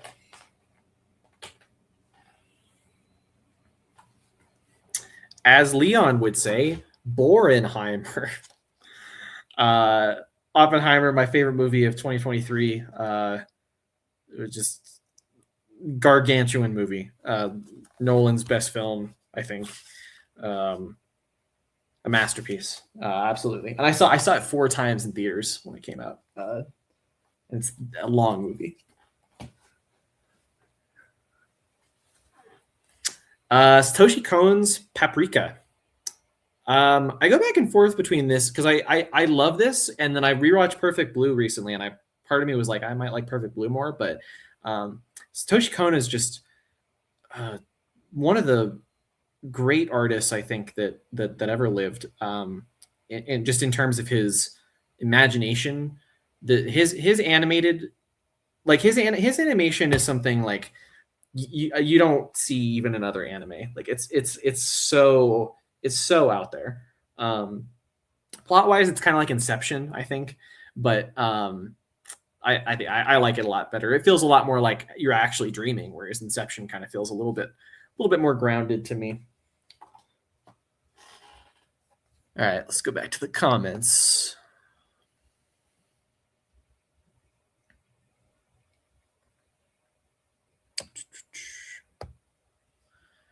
I smoked a strain called Holy Grail OG and watched the Holy Grail. I remember nothing. I'll look for that one next time I'm at the old dispensary, because I live in Colorado. I think it's overrated, but overrated. The Matrix. Okay, I think The Matrix is overrated. It wants to be a fun action movie with flashy effects, and it also wants to be a smart, deep movie that doesn't balance well for me for the film. Feels too pretentious to me. I understand that. I think for me, it's just such a good action movie that, and the ideas are competent for like a perfect combination. Like I don't think it's trying to bite off more than it can chew necessarily. But I get that you're not the first person I've heard make that criticism. Like I understand that. So I think they lived it better because it's an action movie. It's a fun action movie with a message, but it's not beating beating into you how smart it is, like The Matrix is. I also feel the film contradicts itself. Okay. Yeah, I'm not sure if I agree that it contradicts itself, but They Live, I understand that better. I think the ideas in They Live are better for sure, but I think The Matrix is a much better action movie than They Live. Even the tunnel scene is great, or the tunnel scene, the alley scene is what I mean. We were shown National Treasure 1 and 2 in my grade 10 history class right after doing actual thoughtful studies in ancient Egypt. Historical accuracy, baby. Well, that's just fun. I just wish I had that history class, to be honest. National Treasure is fun. Yep, for sure. Dream Warriors and New Nightmare are my favorites. Good pick. I still need to see New Nightmare, but of the sequels that I've seen, Dream Warriors is easily the best. Yeah, and it for me it is on par. It's pretty close to as good as the original. Yeah, I recommend it, man. Yeah, absolutely. Like I said, my favorite movie of 2023 and one of my favorites of the decade, I think, for sure. Another Bong Joon-ho movie, the one that won him the Oscar and is like probably the most beloved, I think, for a lot of people, which is Parasite. I haven't watched this edition of it yet, but this has the black and white cut, which I've been wanting to watch forever. Yeah, I honestly think that I think the film, I could see how it could work better in black and white because it's very intimate, and I think black and white movies, like, you don't necessarily like for they work better if they're, I think character dramas, especially where like you have a lot of close-ups of faces and things like that, are better in black and white. There's just more detail that you get. So yeah, I'm excited to watch that. My favorite documentary of all time. I don't watch a lot of documentaries, but this one blew me away years ago when I watched it. Paris is Burning. This is about the voguing scene in New York in the 1980s. So essentially, like kind of like a drag show, basically. And it's just a great like time capsule of a very particular community during that period in New York. And it's really eerie because this is right before the AIDS epidemic started. And so all of these like queer people basically were, they have all this optimism in the film. There's so much joy and everything. And you just think about like what they went through over the next decade with the AIDS epidemic, and then like the apathy that came with that. It's, like I said, really eerie. Like there's this sense that you're watching ghosts when you watch it. So yeah, it's terrific. I think it's a documentary that is like bigger than it even knows it is with its subject matter. Like it doesn't know how prescient it was going to become, kind of thing.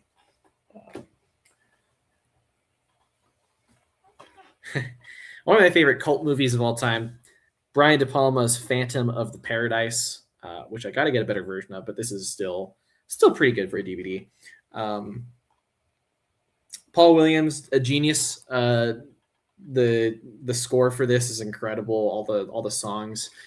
It's so much more consistent than Rocky Horror Picture Show. Like that movie, like it's got a lot of good moments in it and everything. And there's so many classic bits. It's great to watch with a crowd. But to me, it just doesn't have the consistency of how good the songs are and how good the story is that this does. And the filmmaking as well, like all the split diopters, the split screens, the 360s that De Palma is known for. Probably my favorite of his like early movies. This still has like a hint of the hippie De Palma, like the Hi Mom or Greetings De Palma. Right before he transitioned into things that were more commercial, which this is, but in a cult movie kind of way.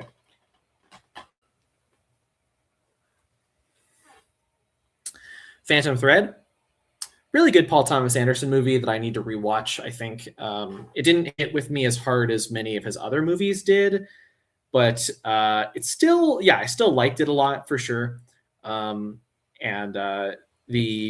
a great romance. I love the romance in it. It's so like thorny and mean and everything, but it is very tender. Like it's very you get very involved in it at the same time. Yeah. A lot of people I know have, this is like one of their favorite PTAs. It's not one of mine, but I maybe if I rewatch it, it would be.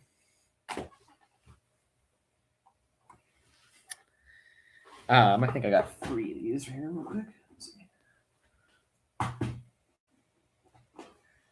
Okay, so Pirates of the Caribbean, Curse of the Black Pearl on Blu-ray, and then on DVDs actually of Dead Man's Chest and At World's End. I don't like At World's End very much, actually. But Dead Man's Chest, I think, is pretty damn good, actually. But I think, yeah, Curse of the Black Pearl is easily the best. And especially when you think about like what blockbusters are like now, these movies are really good. And they do what good blockbusters should and entertain you with like physical spectacle and still have decent arcs. I don't know. The critics didn't like these when they came out, but at least the first 2 I still think hold up pretty well. Haven't seen this in ages, but it's one I owned from my parents and stuff. But Planes, Trains, and Automobiles. I remember this being a really like endearing holiday movie. Very sad performance by John Candy, but also funny, obviously. But haven't seen it in forever though. I need to rewatch. Point Break by Catherine Bigelow, and it's very funny that this movie is directed by a woman. It's the manliest movie ever. That's also very gay, yeah, great performances, iconic moments. The whole like shooting the gun up into the air kind of thing that Hot Fuzz then later did a riff on. Yeah, really, a super fun movie, and it's great like Patrick Swayze vehicle especially. I think is kind of a showcase for him. All right, a couple more piles. We're getting there, guys. Just gonna go grab them.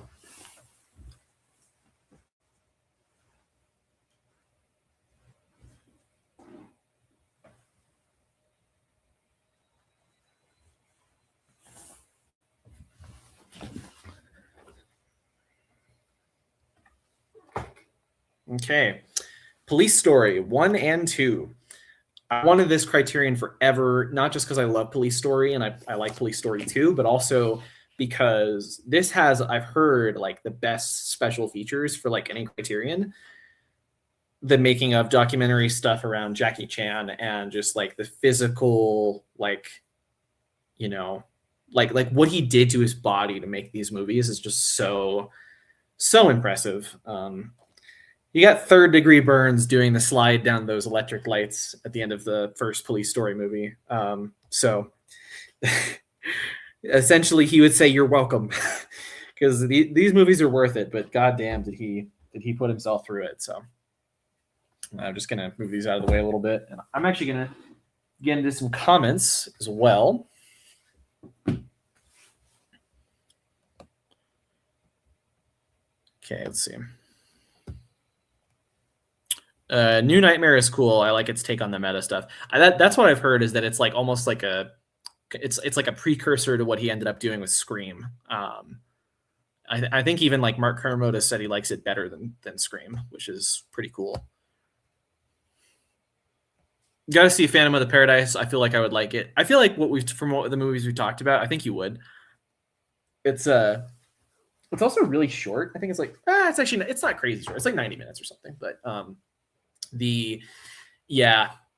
it's so breezy as far as like those again, I think it's a lot better than Rocky Horror Picture Show, but as far as like the cult musicals and everything, I like the whole trilogy. Dead Man's Chest, my favorite. Nice.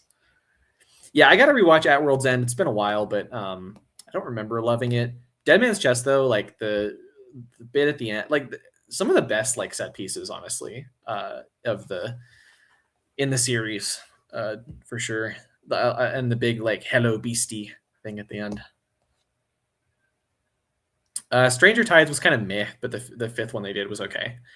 I've seen Stranger Tides. I really didn't like it. And And then the fifth one I didn't see because I was just kind of like, oh, they're still making these, but it just kind of felt like too late, you know, like if they had done it sooner, maybe. Those films are very of their time. They're very like mid 2000s, I think. Point Break is awesome. Hell yeah. Yeah, it definitely is. Gotta see the police story films. Yeah, man. They're so I still need to see Super Cop. The second one I was a little underwhelmed by, I have to say, but it's still very good, but it's just not. It's not the first one. The first one is one of the best action movies I've ever seen. Let's see. All right, here. Power of the Dog, Criterion version. Yeah, I love revisionist westerns, and cool to see people making it. This is like a New Zealand western. Yeah, it's pretty cool that they kind of made New Zealand look like Montana. I have family in Montana, so I know it very well. But yeah, I was convinced anyway. Great performance by Cody Smith-McPhee, especially. Like his dynamic with the Benedict Cumberbatch character is cool. It's kind of a deconstruction of masculinity. It's similar to like, I think it got comparisons when it came out to Brokeback Mountain, but like without the queer like relationship stuff. It's more just the dynamic a little bit. But yeah, I really enjoyed this. It's been a while. I think I don't know if I've watched this since I got the Criterion, but I need to because it's one I think would play really well on a rewatch. If you've seen the ending, you know what I'm talking about. So.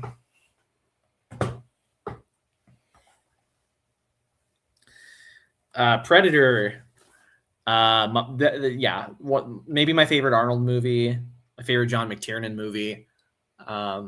And yeah, just seen it a bunch of times, and it's just, what else do you say about it? It's classic, and it's very vulnerable as well. I love the whole central thing about making these soldiers like kind of making like a more intimate story with them, since they're like, you know, really that these buff bodybuilders and everything, and then you kind of put them in this situation that even they are unprepared for, which is a great action movie trope. You got to make your hero vulnerable. So I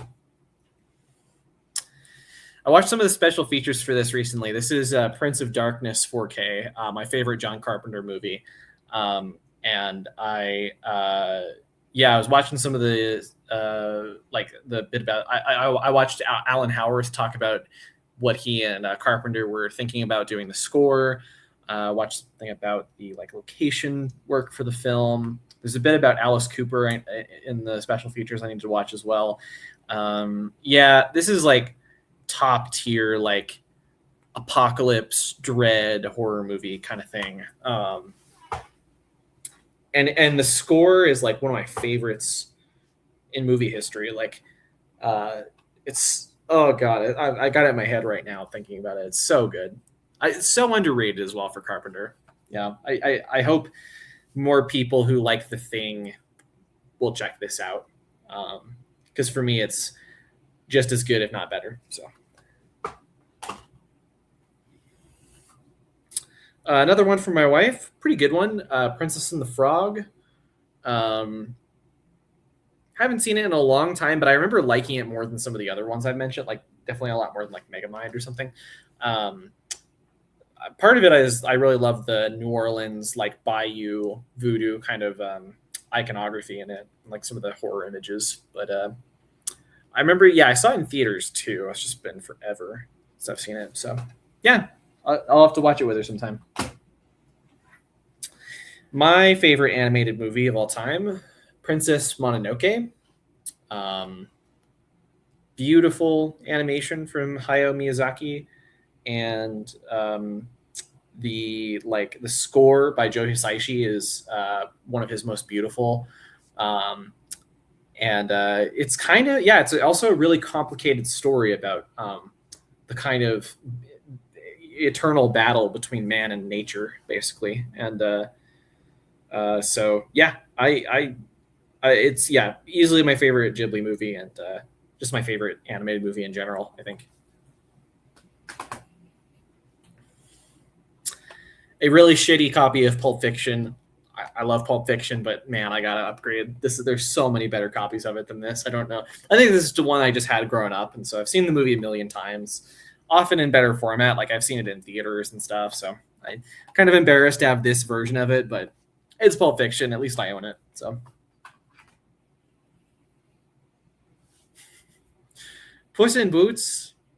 I love the sequel. Actually, I think the sequel's really great. This one's not nearly as good, but it does have some pretty funny stuff in it. Like I love the there's a bunch of weed jokes in it where they're talking about catnip like it's weed, and it's like, oh, it is for my glaucoma. So yeah, I do enjoy this. I just love. How can you not like Banderas? But the second one's a lot better. It's a lot better of a story and stuff. So.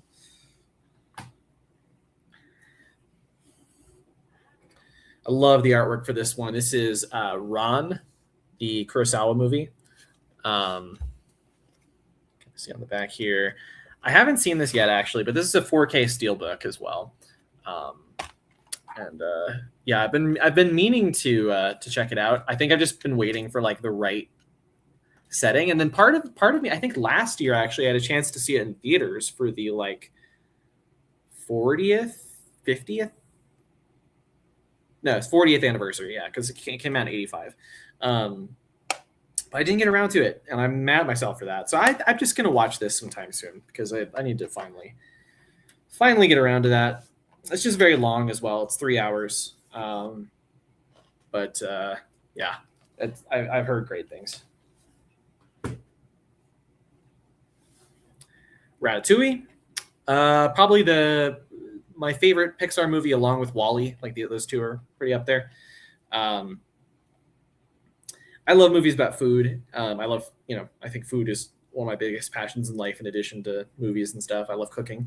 And a few movies actually capture the joy of the kitchen, like Ratatouille. That sounds pretentious as fuck, but I don't care. I love it. And it's... yeah, just a really fun movie. I always forget that Patton Oswalt is the lead, but yeah.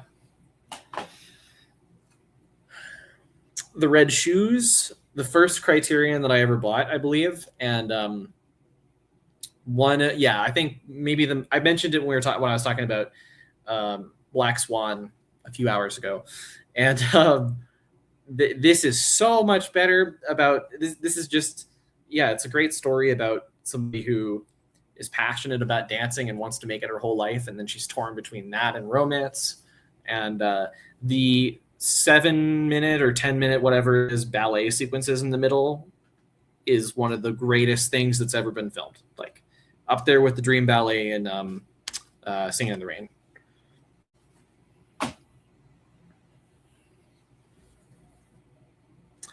Repo Man.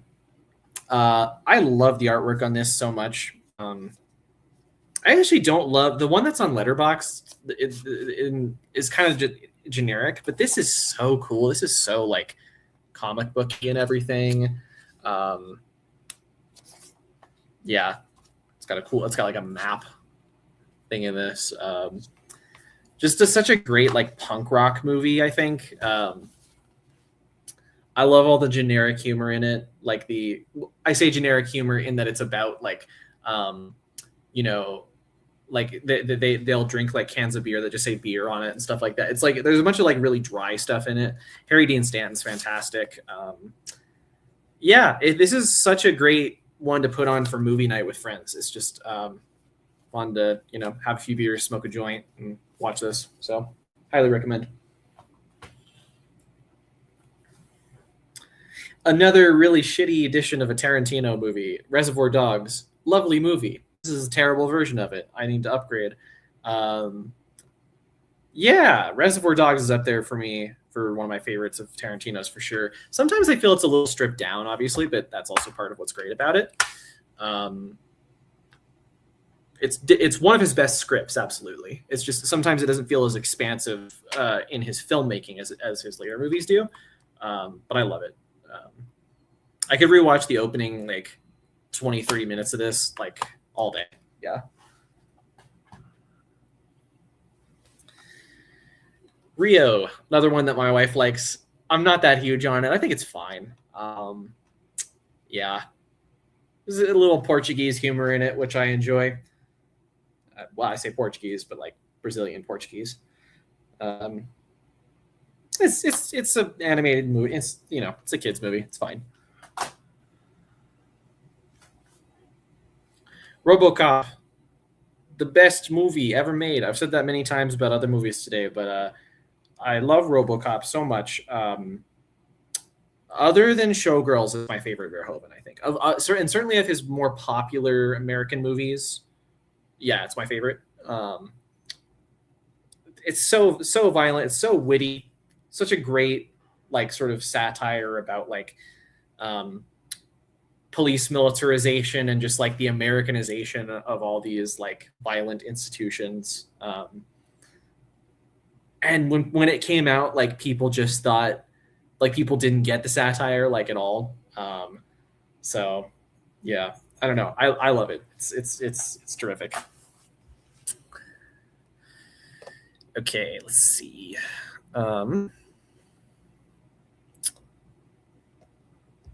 Okay. Predator is awesome. Do you like Predator 2? I think it's just as good in a different way. I haven't seen Predator 2. I need to see more of the Predator sequels actually. I've seen Prey. I liked Prey. I think it was a like it was a good back to basics survival story. It was just a little like CG heavy for me. Compared to like how tangible the original is, but I got to see Predator 2. I've heard it's really good. I like how Predator's a reverse slasher. Yeah, they take these characters that could each headline their own one man. Yeah, that's such a good way to phrase it. Like, yeah, Arnold obviously. What is the guy's name who plays Apollo in the Rocky movies? But him, Jesse Ventura.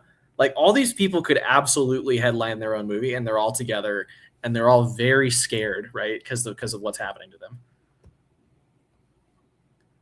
And Dutch has to use his brains, not his brawn, to beat the threat. Exactly. Yeah, for sure. Yeah, it's just like Die Hard, where Die Hard is, he also kind of uses his brains to beat the villain, and that also like,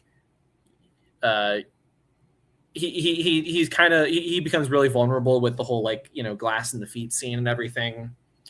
Like John McTiernan was on a pretty legendary run there in the late 80s, early 90s. Princess Mononoke is good. My favorite Ghibli is Spirited Away, and Kiki's Delivery Service is a close second. Nice. Spirited Away, I love. It's up there for me too. I haven't seen Kiki's Delivery Service actually. Yeah, I've heard it's really good. I've heard it's kind of like underrated for Miyazaki. A lot of friends I know who are big Miyazaki heads love that one. Puss in Boots 1 is still fun. Got to see the sequel. I know people love it. I think the sequel could be a little overhyped for some people, but I don't know. I thought it was much better like story for sure, and even visually like the animation was really impressive too. Just it wasn't as funny. That was kind of my thing, but the first one's funnier, definitely. I heard Repo Man is great. Gotta see that one. Yeah, it's an awesome cult movie from Alex Cox. And I have another Alex Cox in this pile somewhere towards the very end. Hateful Eight is my favorite Tarantino. Nice. I think it's super underrated as well. I think when I did my Tarantino ranked video, I put it as my favorite. I don't know if it's still there, but it's close. It's up there for sure. RoboCop's awesome. I love part 2 as well. Haven't seen part 2. I need to. The fact that it's not Verhoeven puts me off a little bit, but yeah. Do you like Total Recall? Yes, I love Total Recall, and I've got it in this pile as well, so I'll get to it here in a second. I think you would like Predator 2 a lot. I hope so. Yeah, I've heard really good things. I like. Doesn't it take place in like LA? I love that idea. Carl Weathers, thank you. Yeah, I appreciate it. Kiki is sadly in the American dub. They ruin the ending.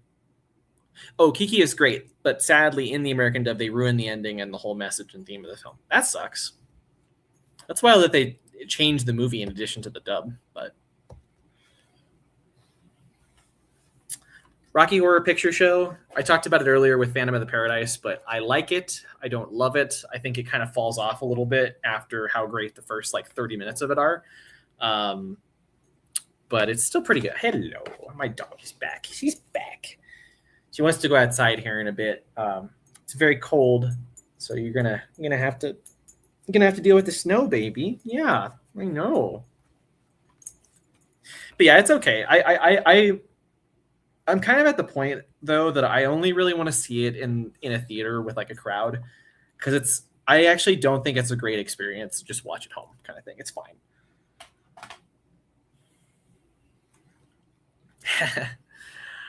Tommy Wiseau's The Room, and this is signed by Greg Sestero, who I met recently. I went to a screening last year in my hometown, and he comes up there every year because he's got a brother that lives up in Colorado.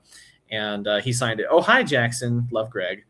Yeah, he is actually a really lovely guy. And he talked a lot about Tommy, what it was like to work with him, and like especially if you've seen The Disaster Artist, like it would be great to go to one of those screenings with Greg, because he travels the world. Like, if like, look up his tour schedule. Hopefully you'll find one. I almost would rather meet him than Tommy. I don't know. That's not true. I would rather meet Tommy. Tommy's wild, but Greg's a really funny guy. And this is, yeah, well, I mean, it's one of the best bad movies ever. Like, I love it. Rosemary's Baby, the other Polanski I own. Great movie. Very like stressful, kind of like gaslighting movie. I was talking to my parents about it last night, and they were like, yeah, like Rosemary's Baby is not actually like a crazy violent horror movie or anything like that. It's just kind of, there's a horror bit at the end, but most of it's just kind of this thriller, this gaslighting thriller. Yeah, I love it. And even though Roman Polanski is a terrible person, he makes a lot of really good movies. Salem's Lot. I think when I had it on the list last time, I hadn't seen it. I've finally seen it, and it's great. The only thing I don't love about it is that it's a little long, and there's a lot of like TV edits, because this is a made-for-TV movie. So there's lots of scenes where like, it'll like fade out, and then come back in at like weird times for commercials and stuff. So that's a little tough, to watch as like a Blu-ray experience. It might be better if you just watch it on TV, but I think Tobe Hooper just understands horror so well, and I love the design of the vampire. The Stephen King like sort of small town kind of stuff is really creepy and really well done. I think this is pretty underrated, honestly. I think this has like a low 3 on, like, it's like a 3.2 or something on Letterboxd. I think it's a lot better than that. I think it's really good. One of my favorite movies of all time, John Frankenheimer's Seconds. I talked about Manchurian Candidate earlier. If you like the Manchurian Candidate, check this out. This came out, I think, a few years later. More when, and this came out, I think, like post Bonnie and Clyde. So like the Hays Code was really starting to die, and so this has an even darker ending. It's essentially about a guy who's trying to like buy a second life. Basically, he gets transported into a new body to try and start a second life, and it's about like how that is like actually like a Lynchian nightmare, basically. And it's crazy, man. I gotta show. There's so many people I want to show this to, and it's also really interesting because Rock Hudson, who stars in the movie, the movie is about a character who is, for most of the runtime, in a body that he's not comfortable in, pretending to be somebody else. And Rock Hudson was a closeted gay man in real life. And so there is this meta thing where you watch his performance and you're like, he understands this really, really well. So it's very sad in that way. 7, one of David Fincher's best, certainly of his early movies. I think it's his best. Just a terrific. I think I've said this before, but I love movies where the horror of the movie is not that you don't know where it's going. The horror of the movie is that you do know where it's going, and that it is going to the most dreadful place possible. Um, and basically, the movie kind of comes out and declares at the start sort of where it's going to end up without you noticing the first time that you watch it. And it's really rewarding, I think, on a rewatch. And the more I watch it, the more I find the characters more complex, and the shock of it even more like horrifying, I think. Just works for me every time.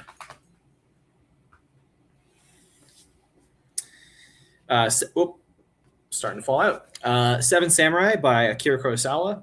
I've still only seen it once, and I need to dig into the Criterion version and the box set and everything, or the like special features. But it's just a movie that's it's like 3.5 hours. It's a very intimidating watch, but it's well worth it. Yeah, if you like, it's just so influential on Westerns, on other, Japanese movies and stuff. So not my favorite Kurosawa, but up there for sure. Yeah, it's kind of maybe his most essential film in terms of like, his influence, his style, all that. So Stanley Kubrick's The Shining, love it so much. Would love to get the 4K at some point. Yeah, well, honestly, was one of, along with like Misery and stuff like that. It was just like a film that got me into horror. One of the first films that got me into horror, I think. Yeah, it remains like, maybe, I think it's my second favorite Kubrick after Barry Lyndon, and then probably go 2001 after that. So, yeah, what else to say about The Shining? Showgirls, my favorite Paul Verhoeven movie. I love it so much. I don't like this version of it though. I've, as in this MGM Blu-ray. Vinegar Syndrome did an amazing 4K release that I watched with Leon a couple years ago, and I don't own that one yet, but I need to, because it is so much better than this. This is like really glossy, and kind of, they did a shit job with the transfer, honestly. Vinegar Syndrome does an amazing job. It looks like, again, it's the perfect combination of like, you can still see a little bit of grain, there's a little bit of scuzziness, but it's also like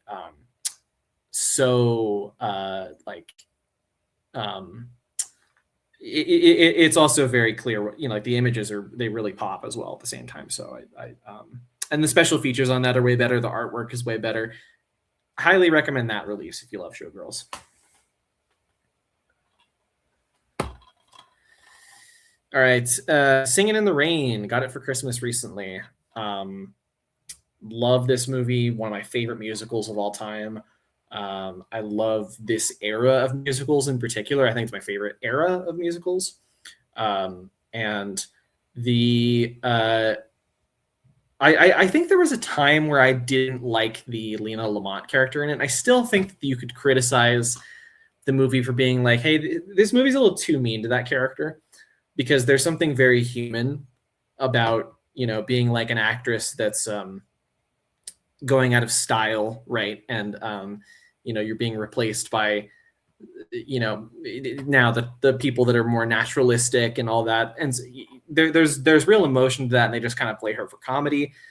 There's criticism there, but I also, the more I watch the movie, the more I don't care about that. I think it's just such a great musical. It makes me so happy. So I'll get into some comments here as well.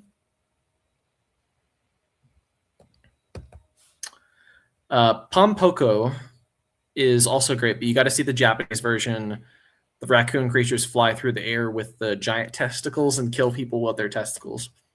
That is insane. And in the American version, it's pouches.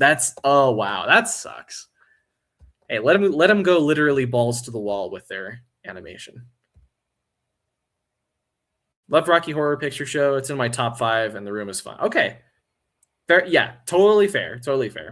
I understand. And anytime I've seen that movie with a crowd, with like a bunch of people, I understand why it's so beloved, for sure. Rosemary's Baby is fantastic. Love the message at the end. Her choice is so badass. Yeah. They take everything away from her, but they won't take her baby, even if it's literally the Antichrist. This is true. This is true. Yeah. Because she's just been through so much, right? That you're like, hey, like, you know, she's got nothing to lose.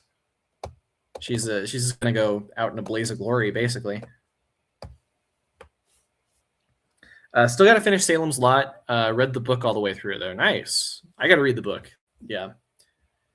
The ending of the movie too implied to me that there would be like sequels. I don't know if there ever is with like the books or anything. I don't think they ever made a sequel movie, but interesting. I just hit the pipe and you guys got me wanting to watch Ghost World. Hell yeah, buddy. Go watch that Ghost World. I do love it. I do love it. The only Kurosawa movie I've seen is Dreams, and I loved it. Still got to see Seven Samurai. Have you guys seen Dreams? I haven't. That's one I really need to see because it's very late for him, right? Like I think he made it like late in his life when I think he might have been starting to lose his sight or something. Basically, he was like close to death when he made it, and I've heard that it kind of reads like a movie that somebody is just trying to appreciate like very simple sensory pleasures kind of thing. I need to see it. Yeah, I'd love to. So many of those early MGM Blu-rays are brutal. Yeah, the Terminator and RoboCop look fucking horrible too. Yeah, I think that. Do I have the MGM RoboCop? I might. I don't remember it looking great either. Yeah. Yeah, and Terminator, like the classic Cameron bad transfers. Not seen any Kurosawa yet. I mean, a lot of his are just really long and intimidating. I would recommend Yojimbo to start. That one's a lot shorter and sweeter, and it's basically if you've seen A Fistful of Dollars, you've seen it because Sergio Leone literally ripped it off for A Fistful of Dollars. I'm still getting into him, but I really enjoy Dreams. Yeah, nice. Singing in the Rain is great. I do feel bad for Lena a bit, yeah, but she's stuck up enough and villainous enough that I don't mind her getting her comeuppance. Exactly. Yeah, that's the thing. Yeah, I mean, like she's obviously written. I don't think she's written with a ton of dignity, but I do think that she's fun. It doesn't matter that much because the movie is musicals are very abstract. They don't have to make sense all the time. They're kind of simple emotions, so it really shouldn't matter to me as much as it did the first time I saw it. So, yeah. One of my favorite movies of this past year, Sinners. My wife got this for us because she loves it just as much, if not more, than I do. Love the music in particular. When the like Rocky Road to Dublin song starts, I remember because I went to college in Ireland. I'm,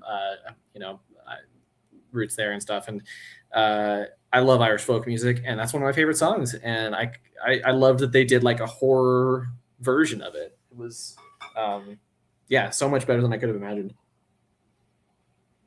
And I think it works really well as a vampire movie too. Like it's not like From Dusk Till Dawn where that stuff comes out of nowhere. Like it feels very much of a piece the whole time, which is great.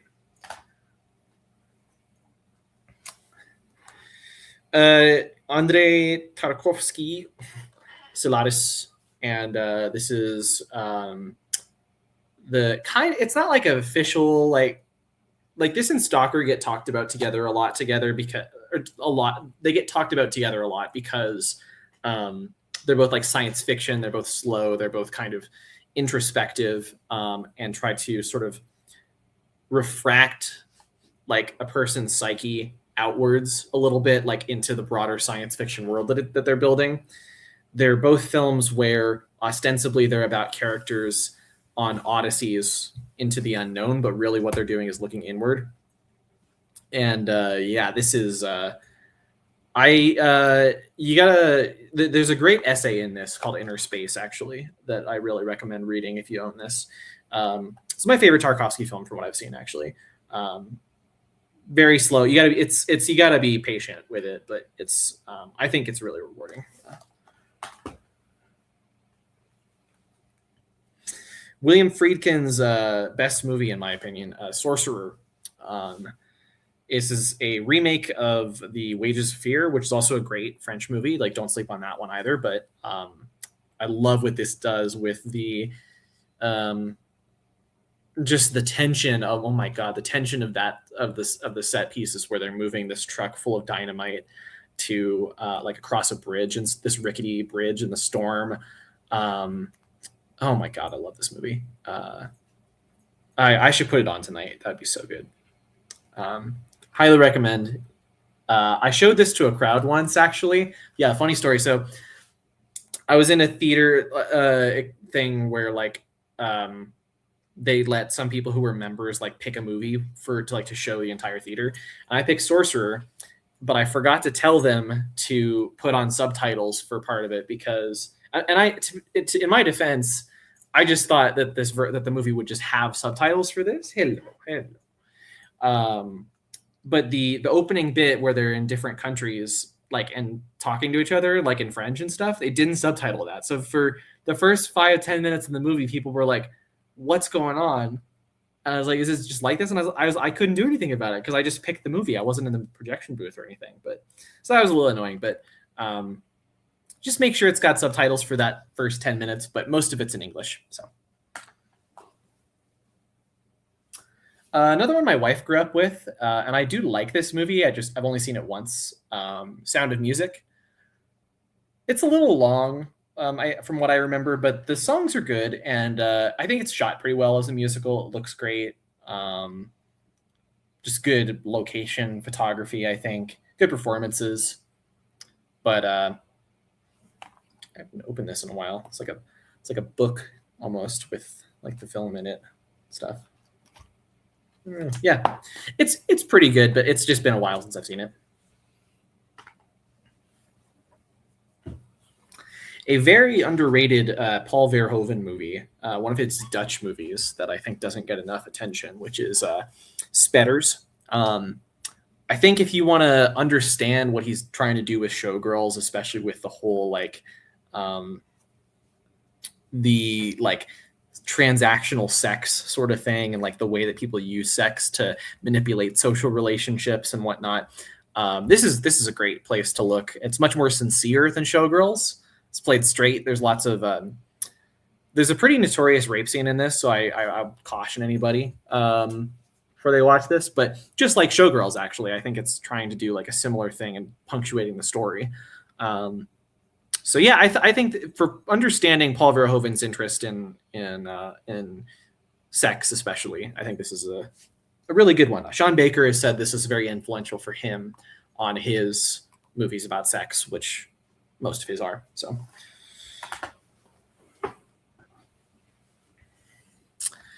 Spider-Man 2, and I have Spider-Man 3 over here somewhere. But yeah, I love all three of these movies. The first, I like the first one the best, and then the second one's a close second. And then the third one's a distant third, but I still really like it. I think that movie is like unfairly maligned for the memes, but it's like actually genuinely like a pretty good superhero movie. Yeah, I think it's overlooked a little bit. I'm gonna grab the other two, or the last couple piles here. These are shorter piles, like we're almost done. And thank you everyone so much for sticking with me. So yeah, Spider-Man 3. Love the memes. All right, we got Star Wars movies now. I have the prequels for some reason. I don't really like the prequels very much. Phantom Menace, bad. Attack of the Clones, horrible. Phantom Menace. Revenge of the Sith, pretty good, but overrated, I think. Like, I don't think any of these movies are very good in general. There's some weird revisionism going on from people in my generation on them. So now these movies, on the other hand, A New Hope, Empire Strikes Back, Return of the Jedi, all very good, obviously. I used to have my grandfather used to have the old VHS tapes, which have the non-George Lucas versions of the film, where they don't add in all this like CGI stuff, and there's like the original audio and stuff like that. So I've got to see those. I have seen them. It's just been forever, and you can only watch them on VHS tapes, from what I understand. But there's still it's still Star Wars, so it's great. Okay, Sean Baker's Takeout. This came out on Criterion like a couple years ago. I bought it because I love Sean Baker. I hadn't seen it because pretty hard to find before this. And this is honestly like one of my favorite Sean Baker movies. It is it's about a Chinese immigrant, undocumented Chinese immigrant to New York City, who basically he is heavily in debt, and he needs to get his debt paid like by the end of the day, essentially. And so he has to work harder than he ever has, and they complete more orders than he ever has. And it turns into a thriller about that, essentially.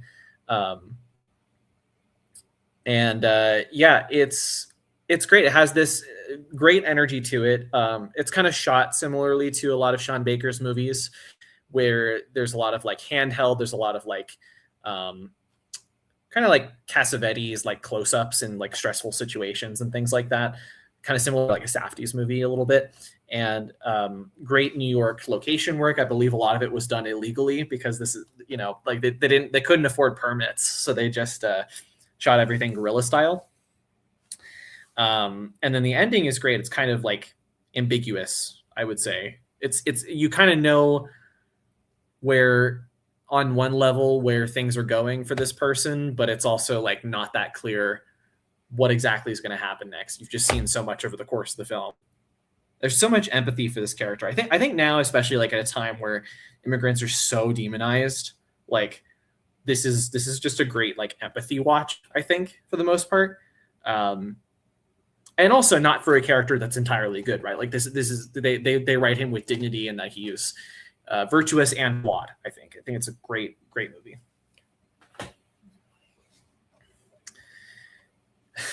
I'll say it again: the best movie ever made, Texas Chainsaw Massacre.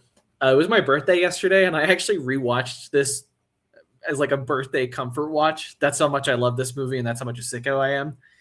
But because it's so like, it's not that violent, obviously, but it's so horrifying. It's so stressful. It just has this like this power over you when you watch it. I don't have the 4K of it. I've heard that is great, but I do like the artwork on this. It's kind of the chainsaw. And then this is pretty cool as well. But it's a nice Blu-ray, obviously, but I've heard the 4K is amazing. This new one that they did like a couple years ago. All right, let's see what else we got here in the comments.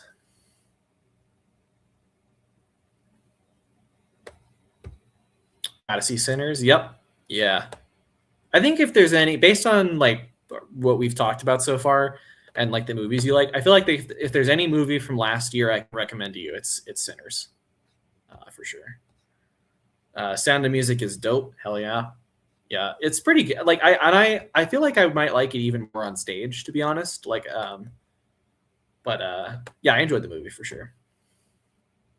My friend was just telling me about Spetters. Yeah, underrated for Verhoeven. I think his Dutch stuff is in general like kind of under the radar a lot of the times. But I think the ones people talk more about are like his action movies with Rutger Hauer, like Soldier of Orange and Flesh and Blood, stuff like that. Whereas like stuff like Spetters and like Turkish Delight, his like sex comedies and stuff, or like sex dramas are a little bit more underseen, I think. Hell yeah, I love all three Spider-Man movies equally. Nice, yeah. I think the third one is more flawed, but I still love it. I still really love that movie. I like the prequels.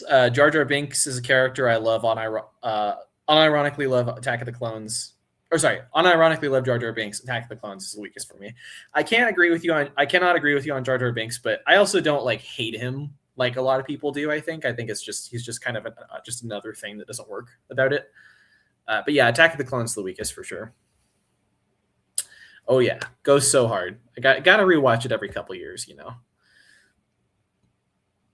The unedited versions of Star Wars are on Blu-ray, but I think they're expensive in bootlegs. Yeah,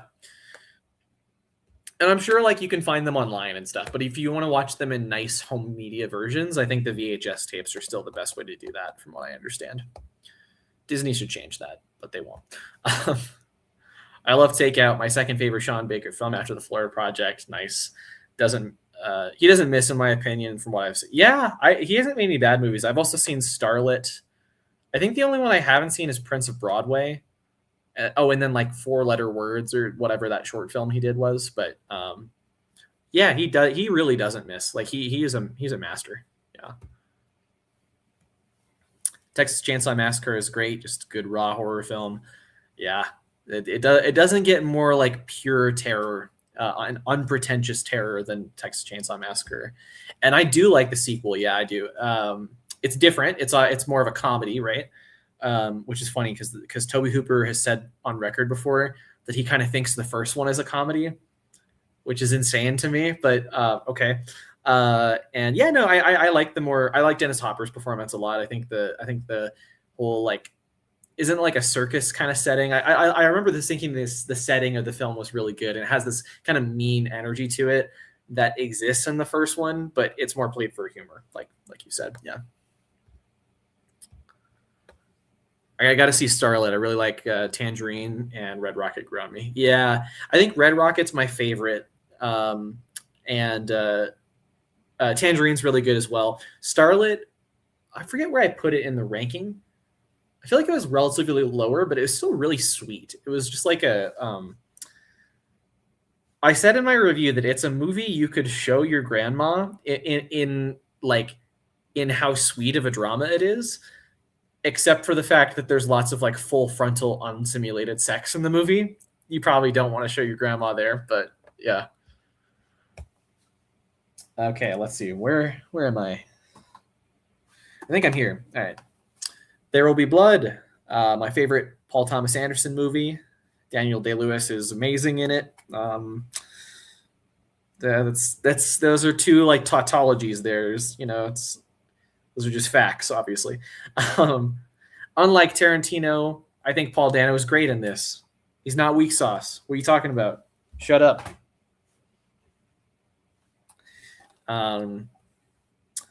Thief by I almost said by James Caan, by Michael Mann, starring James Caan. Really good. I recently watched Paul Schrader's movie. What was it called? Blue Collar. Yeah, it's his first like directed movie, and that I think was a big influence on this. They both have like similar plots about like working class people putting together a heist, and they have similar like shots of like the sparks in this and everything, like from the working class like factory, very similar to some of the visuals in Blue Collar. I think this is better stylized though, and I believe it has the Tangerine Dream score and stuff. So I like this one a little bit more, but yeah, cool connection between those two movies. So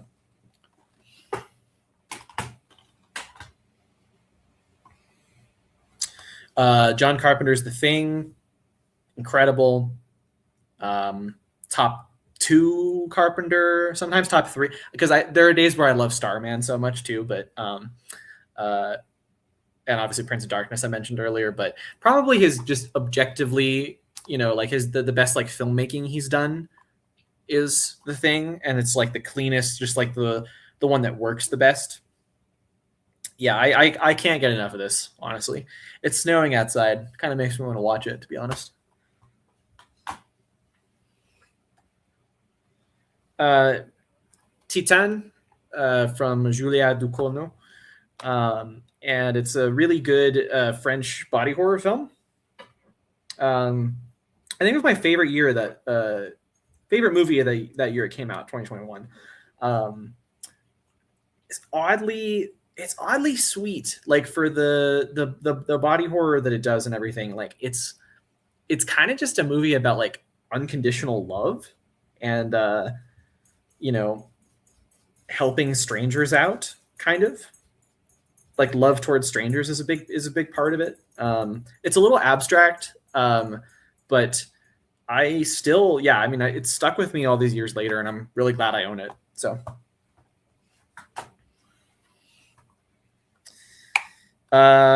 who's the director of this again? Oh yeah, it's Friedkin. What am I talking about? To Live and Die in L.A. Watched it last year. I almost put this on my favorite watches of the year list. I kind of wish I had, because it is great. Really, it's kind of like a companion piece a little bit to The French Connection. Both of them have that sort of set piece of like the car chases and stuff like that. This one taking place in the LA like canals. But yeah, it's a cool like crime movie about there's like a counterfeit guy. A lot of it's kind of revolves around counterfeit money, which like Willem Dafoe's character does. It's a sort of like cop and criminal dynamic. It's William Peterson and Willem Dafoe. Yeah, so this kind of blew me away. I remember when I watched it. I want to rewatch it because I've still only seen it the once, but really good. And then Soulless Trenchcoat, you were mentioning Total Recall, which I've got right here, the 4K of actually. I love this one. It's like RoboCop. It's a similar like where that one they're both kind of like working class satires where the characters are not always entirely aware of the characters seem more involved in like the hero's journey aspect of the film like themselves, whereas they don't understand that they're actually involved in like much larger like class systems that are constructing this world. But it's so funny as well, like the bit where he's on Mars and like he's like the whole classic like like where his face like blows up and everything. So hello, my dog loves hanging out with me when I stream. Hello, good girl. But yeah, this is a great one too. Watched this fairly recently in preparation. So it's Tron Legacy. I watched it recently in preparation for Tron Ares, and I didn't watch Tron Ares because I heard it was not good. And I like this, but honestly, it's pretty much a Daft Punk music video. It's a good looking music video, and the music is great, but it's just there's not a whole lot to it other than that for me. I do want to see the original too. And I remember seeing this in theaters and like in 3D. I remember the 3D being pretty good. So yeah.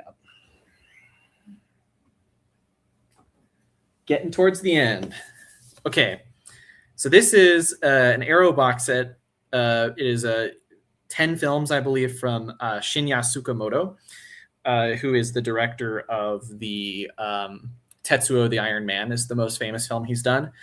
And this has a ton of films from him. This is Tetsuo the Iron Man, and then Tetsuo 2 Body Hammer, Tokyo Fist, Bullet Ballet, A Snake of June, Vital, Kodako, Killing, Adventure of Denshu Kozo, and Haze. So of those, I have seen, obviously, Tetsuo the Iron Man I love. It's one of my favorite movies. Tetsuo 2, I think, is pretty good. Actually, really good, honestly. It's still got like a lot of the same kind of crazy artistic visuals and kind of expands on them a little bit in maybe a lesser way, but it's still great. The Adventure of Denshu Kozo, I thought was fine. It's like a more experimental version, honestly, of what he was going for with Tetsuo, and I don't think it works quite as well, but it's still fun, and it's like a nice artifact. It's really short as well. It's I don't even know if it's technically a feature film. It's probably only like 35 minutes or something like that. Tokyo Fist is that one I've seen. I'm missing Bullet Ballet. That's one. But yeah, Tokyo Fist is cool. It's a really brutal like martial arts movie. It's kind of like about bodily sacrifice a little bit. Bullet Ballet I haven't seen. I've heard it's about suicide. Very dark. A Snake of June is my second favorite for sure behind Tetsuo. It's like a Hitchcockian like stalker kind of movie. It's amazing. Hey, I know. I know. I'll take you out soon. I know. But yeah, it's really awesome. And then what are the other two that I've seen? Because Vital I haven't seen yet. Kotoko I haven't seen yet. And I've seen Haze, which is kind of his version of like a Saw movie. It's like somebody stuck in this trap, basically. It's more a little bit more abstract, but that's kind of the idea.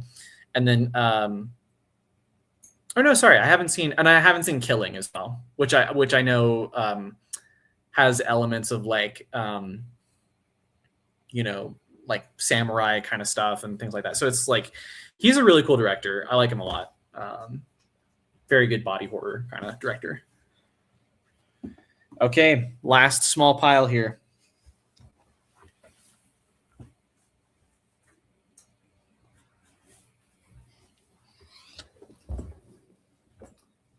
Okay, I mentioned earlier that I had started watching Twin Peaks. I've seen like the first 5 episodes now, and I'm really into it. And I want to watch more. But part of what I want to watch more is because I want to watch this Fire Walk with Me, and I bought it also in part so I could motivate myself to continue watching the show. Yeah, I already from watching the show, I get the symbolism of the necklace and things like that, but there's still so much context I need to watch the rest of the show and then watch this. So I've heard this is like one of David Lynch's best. A lot of his fans think it's like one of his best as well. So yeah, really looking forward to it.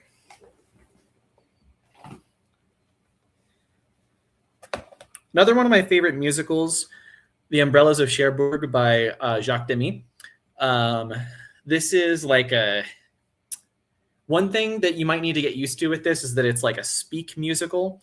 So most of the singing is just like normal everyday dialogue, but like sung essentially. It's sung really well, but you just kind of have to get used to that style. But the visuals, like the sets they do, the expressiveness of it, and like just kind of the melancholy of it is really beautiful. So I love this. I really love this film. M. Night Shyamalan's Unbreakable. It's just a DVD, and I don't think it's a particularly good cut of it or anything. But I think I bought this when the video store was going out of business. It's my favorite M. Night Shyamalan movie. One of my favorite superhero movies ever. It really interrogates the idea of what it means to be a superhero. And just great performances from Bruce Willis and Samuel L. Jackson. Great kind of rivalry dynamic in it.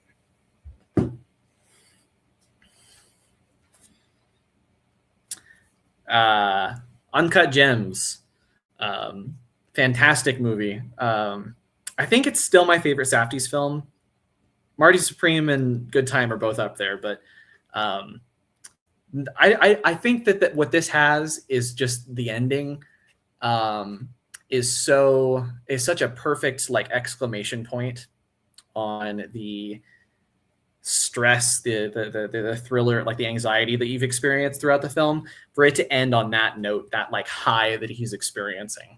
And then obviously, we know what happens, but is great. And I got to dig into this special features a little bit more too. So there's a screen test. Interesting. Gotta check that out. Oh, and it's got Goldman and Silverman on it, which I've seen, and it's an okay short film.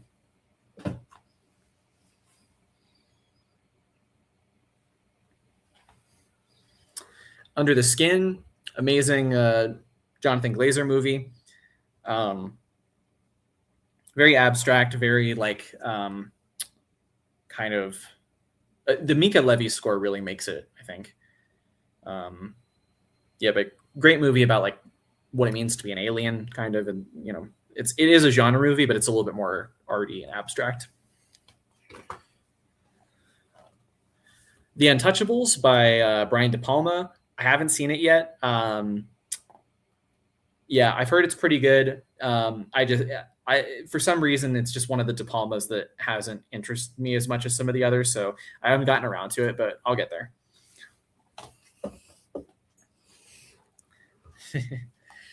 The Vanishing, You can kind of see here, it's got the face, all these dots like make up a woman's face, but which you can't see if you look at it closely. So kind of have to go like, go like that. But this is one of my favorite movies of all time. It's a Dutch thriller, similar to Seven in some ways, about kind of a serial killer leaving a trail for somebody to pick up on. And I think it has the most like horrifying ending I've ever seen to like any movie, really.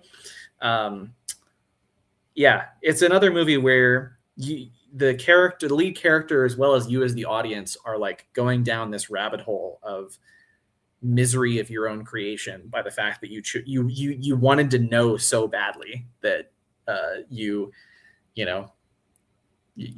gave up all the power in this, as the viewer to the director, and as the main character, to the serial killer in the movie. It's terrific. I love it. Vertigo by Hitchcock. Yeah, love it. Finally got around to it. I think the last time I watched it, I hadn't seen it yet.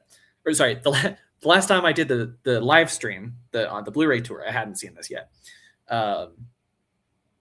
Great. Yeah, this is so. I obviously the famous like Vertigo like zoom and like the spinning shot at the end, like falling off the tower and stuff. There's all these great set pieces in it. I love this. The photography of San Francisco is great. I was in San Francisco over the summer visiting a friend, and I was there for work too. And I love the shots of the bridge in it and stuff. Like it's just amazing. So yeah, Kim Novak also. I think some people say that like they wish Vera Miles had been in the lead role because that's what Hitchcock wanted at first. I can't imagine this movie without Kim Novak. She is amazing.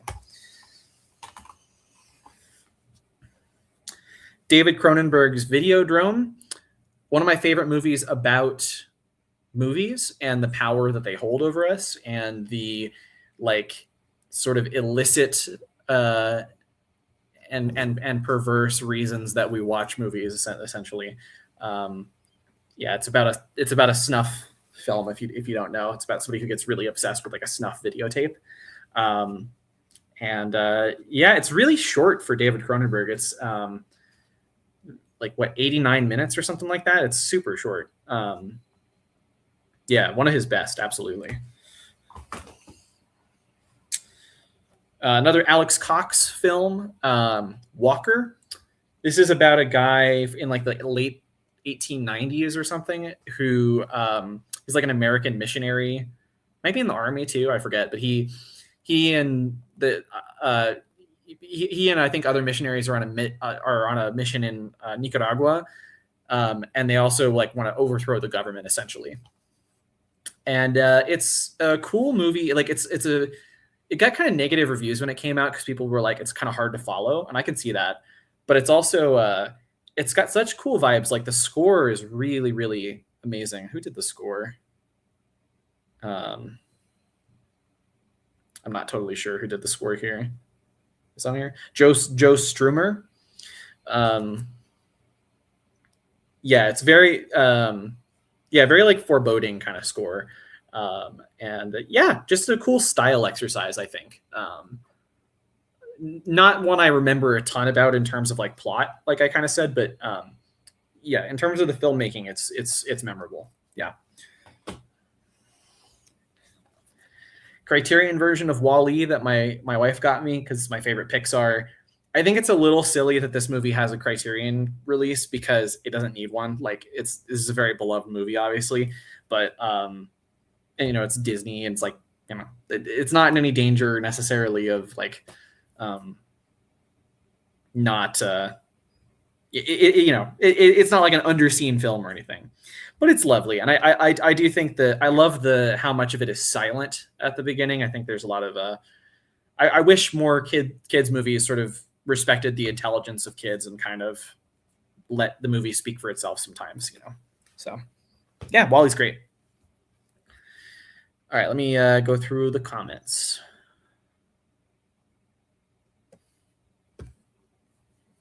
underground amusement park type place. Yeah, that's what I thought. It was like, I remember like carnival vibes with Texas Chainsaw too. Yeah. I still got to see There Will Be Blood. It's one of my friend's favorites. Yeah. Yeah, it's definitely my favorite PTA. Yeah. Thing's pretty good. Yeah, it's awesome. For 80s monster movies, I'd recommend Pumpkinhead and The Blob. I've seen The Blob. I love the, like, is it Frank Darabont who directed it? Or no, he wrote it. It's Chuck Russell, I believe, who directed it. Yeah. I do love that take on it. And I haven't seen Pumpkinhead. I'm curious about that. It's cool. Hell yeah. I love Total Recall. When Benny turns into a bad guy, it breaks my heart every time. Yeah, I know. Thank you for the support, man. And it means so much that you've been watching for so long. I really appreciate it. Yeah, super glad. Movie I would recommend is The Transfiguration from 2016 and 17. It's a vampire movie that's not a vampire movie. It deals with heavy themes and is really good. Okay, cool. I'm not sure I know that one, actually. I'm gonna add that to the watch list. Thank you. Unbreakable is my favorite M. Night as well. Nice. Yeah, there's a couple of, like, I love that whole trilogy, actually, that Unbreakable, Signs, or not Signs, Split, and A Glass. Yeah, I think the whole trilogy is kind of underrated. But yeah, Unbreakable is definitely the best one. Uncut Gems is great. I prefer Good Time, but they're both bangers. Yeah, there are days I prefer Good Time as well. I love the score for Good Time, I think, more so than Uncut Gems. But I think, yeah, just the ending to Uncut Gems kind of really sends it over the top for me in a lot of ways. Untouchables is awesome. Sean Connery's fantastic in that film, plays the role perfectly. Yeah, that's another reason to watch it, is Sean Connery in a De Palma film. That's a good pitch. Yeah, I also there's a lot of Hitchcock I'm missing. So you've seen The Birds, Psycho, The Lodger. Okay. Yeah, I've seen, there's not that many. I think the first one I saw was The 39 Steps. I've seen Vertigo, Notorious, Psycho, the Jamaica Inn, maybe a few others, but yeah, not that many. Got to rewatch Videodrome. Yeah. My friend Leon's not that big on it, actually. He's seen it like 4 or 5 times. He keeps trying to like it, and he just can't. So I get that. Wally's good. I think the first half is stronger than the second half. I wish they had kept the silent. Yeah, exactly. I agree. I agree with that for sure. But I still like what they do with the sort of science fiction stuff, like the, like the people. For one, the 2001 thing of like the robots tricking the people, but also like the environmentalism stuff and all that. So yeah, no worries. I've done a bunch of marathon streams. It's easier with people in the chat. I'm having fun. Yeah, hell yeah, man. I really appreciate it. And then he says, I started Jamaica Inn, but I fell asleep out of boredom. I want to give it a fair shot and watched all the way through. That's fair enough. I actually read the book over the summer. The book is by Daphne du Maurier, who also wrote like The Birds, the short story that became Don't Look Now. Actually, it might just be called Don't Look Now. And then Rebecca, she wrote that as well. I really love the book Jamaica Inn. The movie is such a bad adaptation, and a lot of it is the Hays Code, though. A lot of it is just, let's say, the book is critical of the clergy, and the studio did not want them to do that. They were like, you can't criticize the clergy, essentially. So they rewrite the plot completely, and it makes no sense, and it's just bad. Like it's just a really bad adaptation, honestly. We got Mike. Hey Mike, how's it going, man? Yeah, good to see you. Yeah, let me know what you've been watching, if you picked anything up lately. Yeah. And Soulless Trenchcoat, if you've picked up anything lately, let me know as well. All right, we're almost done here. War Games with Matthew Broderick. I grew up with this. I still think it's a cool like Cold War thriller. translated through like almost like the John Hughes high school movie lens. But yeah, I don't remember it. I feel like I watched it within the past couple of years, and I don't remember it holding up great, but it was still pretty good, to be honest. Yeah, no, I like this one. Yeah, it's just kind of nostalgic for me as well. West Side Story. Finally watched it last summer. Amazing movie. One of my favorite musicals for sure. Yeah, I've never been a huge like Romeo and Juliet person necessarily. I've seen a couple of movie versions and they don't do much for me, but this is basically the same story done on a much bigger scale with the musical style and with the sort of Puerto Rican versus Italian culture stuff in New York. It's such a great portrait of New York. It's so romantic. It's very sad as well. Yeah, it's incredible. Lived up to the hype, absolutely. I think I watched it for 4th of July as well, and I was actually a pretty good 4th of July movie. Willy Wonka and the Chocolate Factory, classic. Gene Wilder is there's no other Willy Wonka. There's just Gene Wilder. Yeah, I'm not going to think about Johnny Depp or Timothy Chalamet. I just love how kind of like mean this movie is for being a kids movie. Like it's all these kids like ostensibly die in the film. And it's just so rude to like bad kids. And I don't know. It's really funny and charming. I do love it. I grew up with it as well. So I think I mentioned this offhand earlier, but this is a really underrated film. One of my favorites from Abbas Kiarostami, The Wind Will Carry Us. I believe this came out on Criterion like last year, and I had to pick it up pretty soon afterwards. This is definitely like slow cinema for sure. Like, so it's about a guy who is like he's an undercover documentarian. So I think he's masquerading as like an engineer, but he's like trying to fix something there. But what he's really trying to do is he's going to this rural village to meet this woman who's like a famous village elder who is like close to her death, and he basically needs to stay there to document her death. And he is a city person, and he's like very in a rush all the time. He's very like, like he's just impatient, and the film is very slow, like I said, partly because it wants to get you into his headspace of like, learning to go with the flow when you're in the countryside a little bit, not, just learning to live in the moment, which I think is a big recurring theme for Kiarostami. It's kind of the thesis of Taste of Cherry of, you live for the taste of cherry, is the sensory experiences in the moment. Yeah, this was the first one I ever saw from him. I saw it in theaters when I had just moved to London for grad school, and I was really lonely, and it was kind of the movie I needed at the time. It's always gonna be one of the most memorable experiences I ever had in a theater, I think.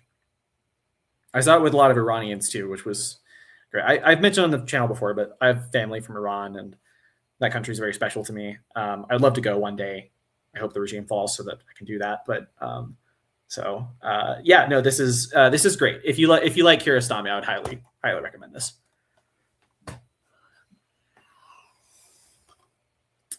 I want to get a better copy of it, but The Witch, yeah, one of my favorite horror movies of the 2010s. Black Phillip, the Goat. I even showed this to my family a while back, and like my parents loved it. And they're not big horror people, but and it's not one of those that it's like elevated horror where it's like avoiding the gross stuff. It's still pretty visceral. Like the possession scene is pretty dark, and like visually horrible, and like a kid fucking dies. Like like there's this, and like a baby gets eaten in this movie. It's pretty wild shit. But so I think this is wrongly thrown into the elevated horror category sometimes, or at least if it is, it's a very good one, kind of thing.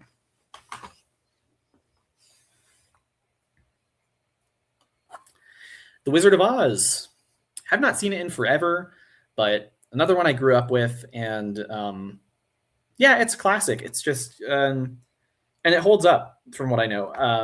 I revisited it in high school and it still held up really well. I'm sure it still will, now. Yeah, I think it's a great movie about kind of the artifice behind filmmaking, and it's a very artificial film in a really beautiful way. So, all right, we got three more movies. The Wolf of Wall Street. Maybe not it's up there with my favorite Scorsese's. I think it's maybe his funniest film. I think it's the film that makes me laugh the most, like just personally. And it's just such a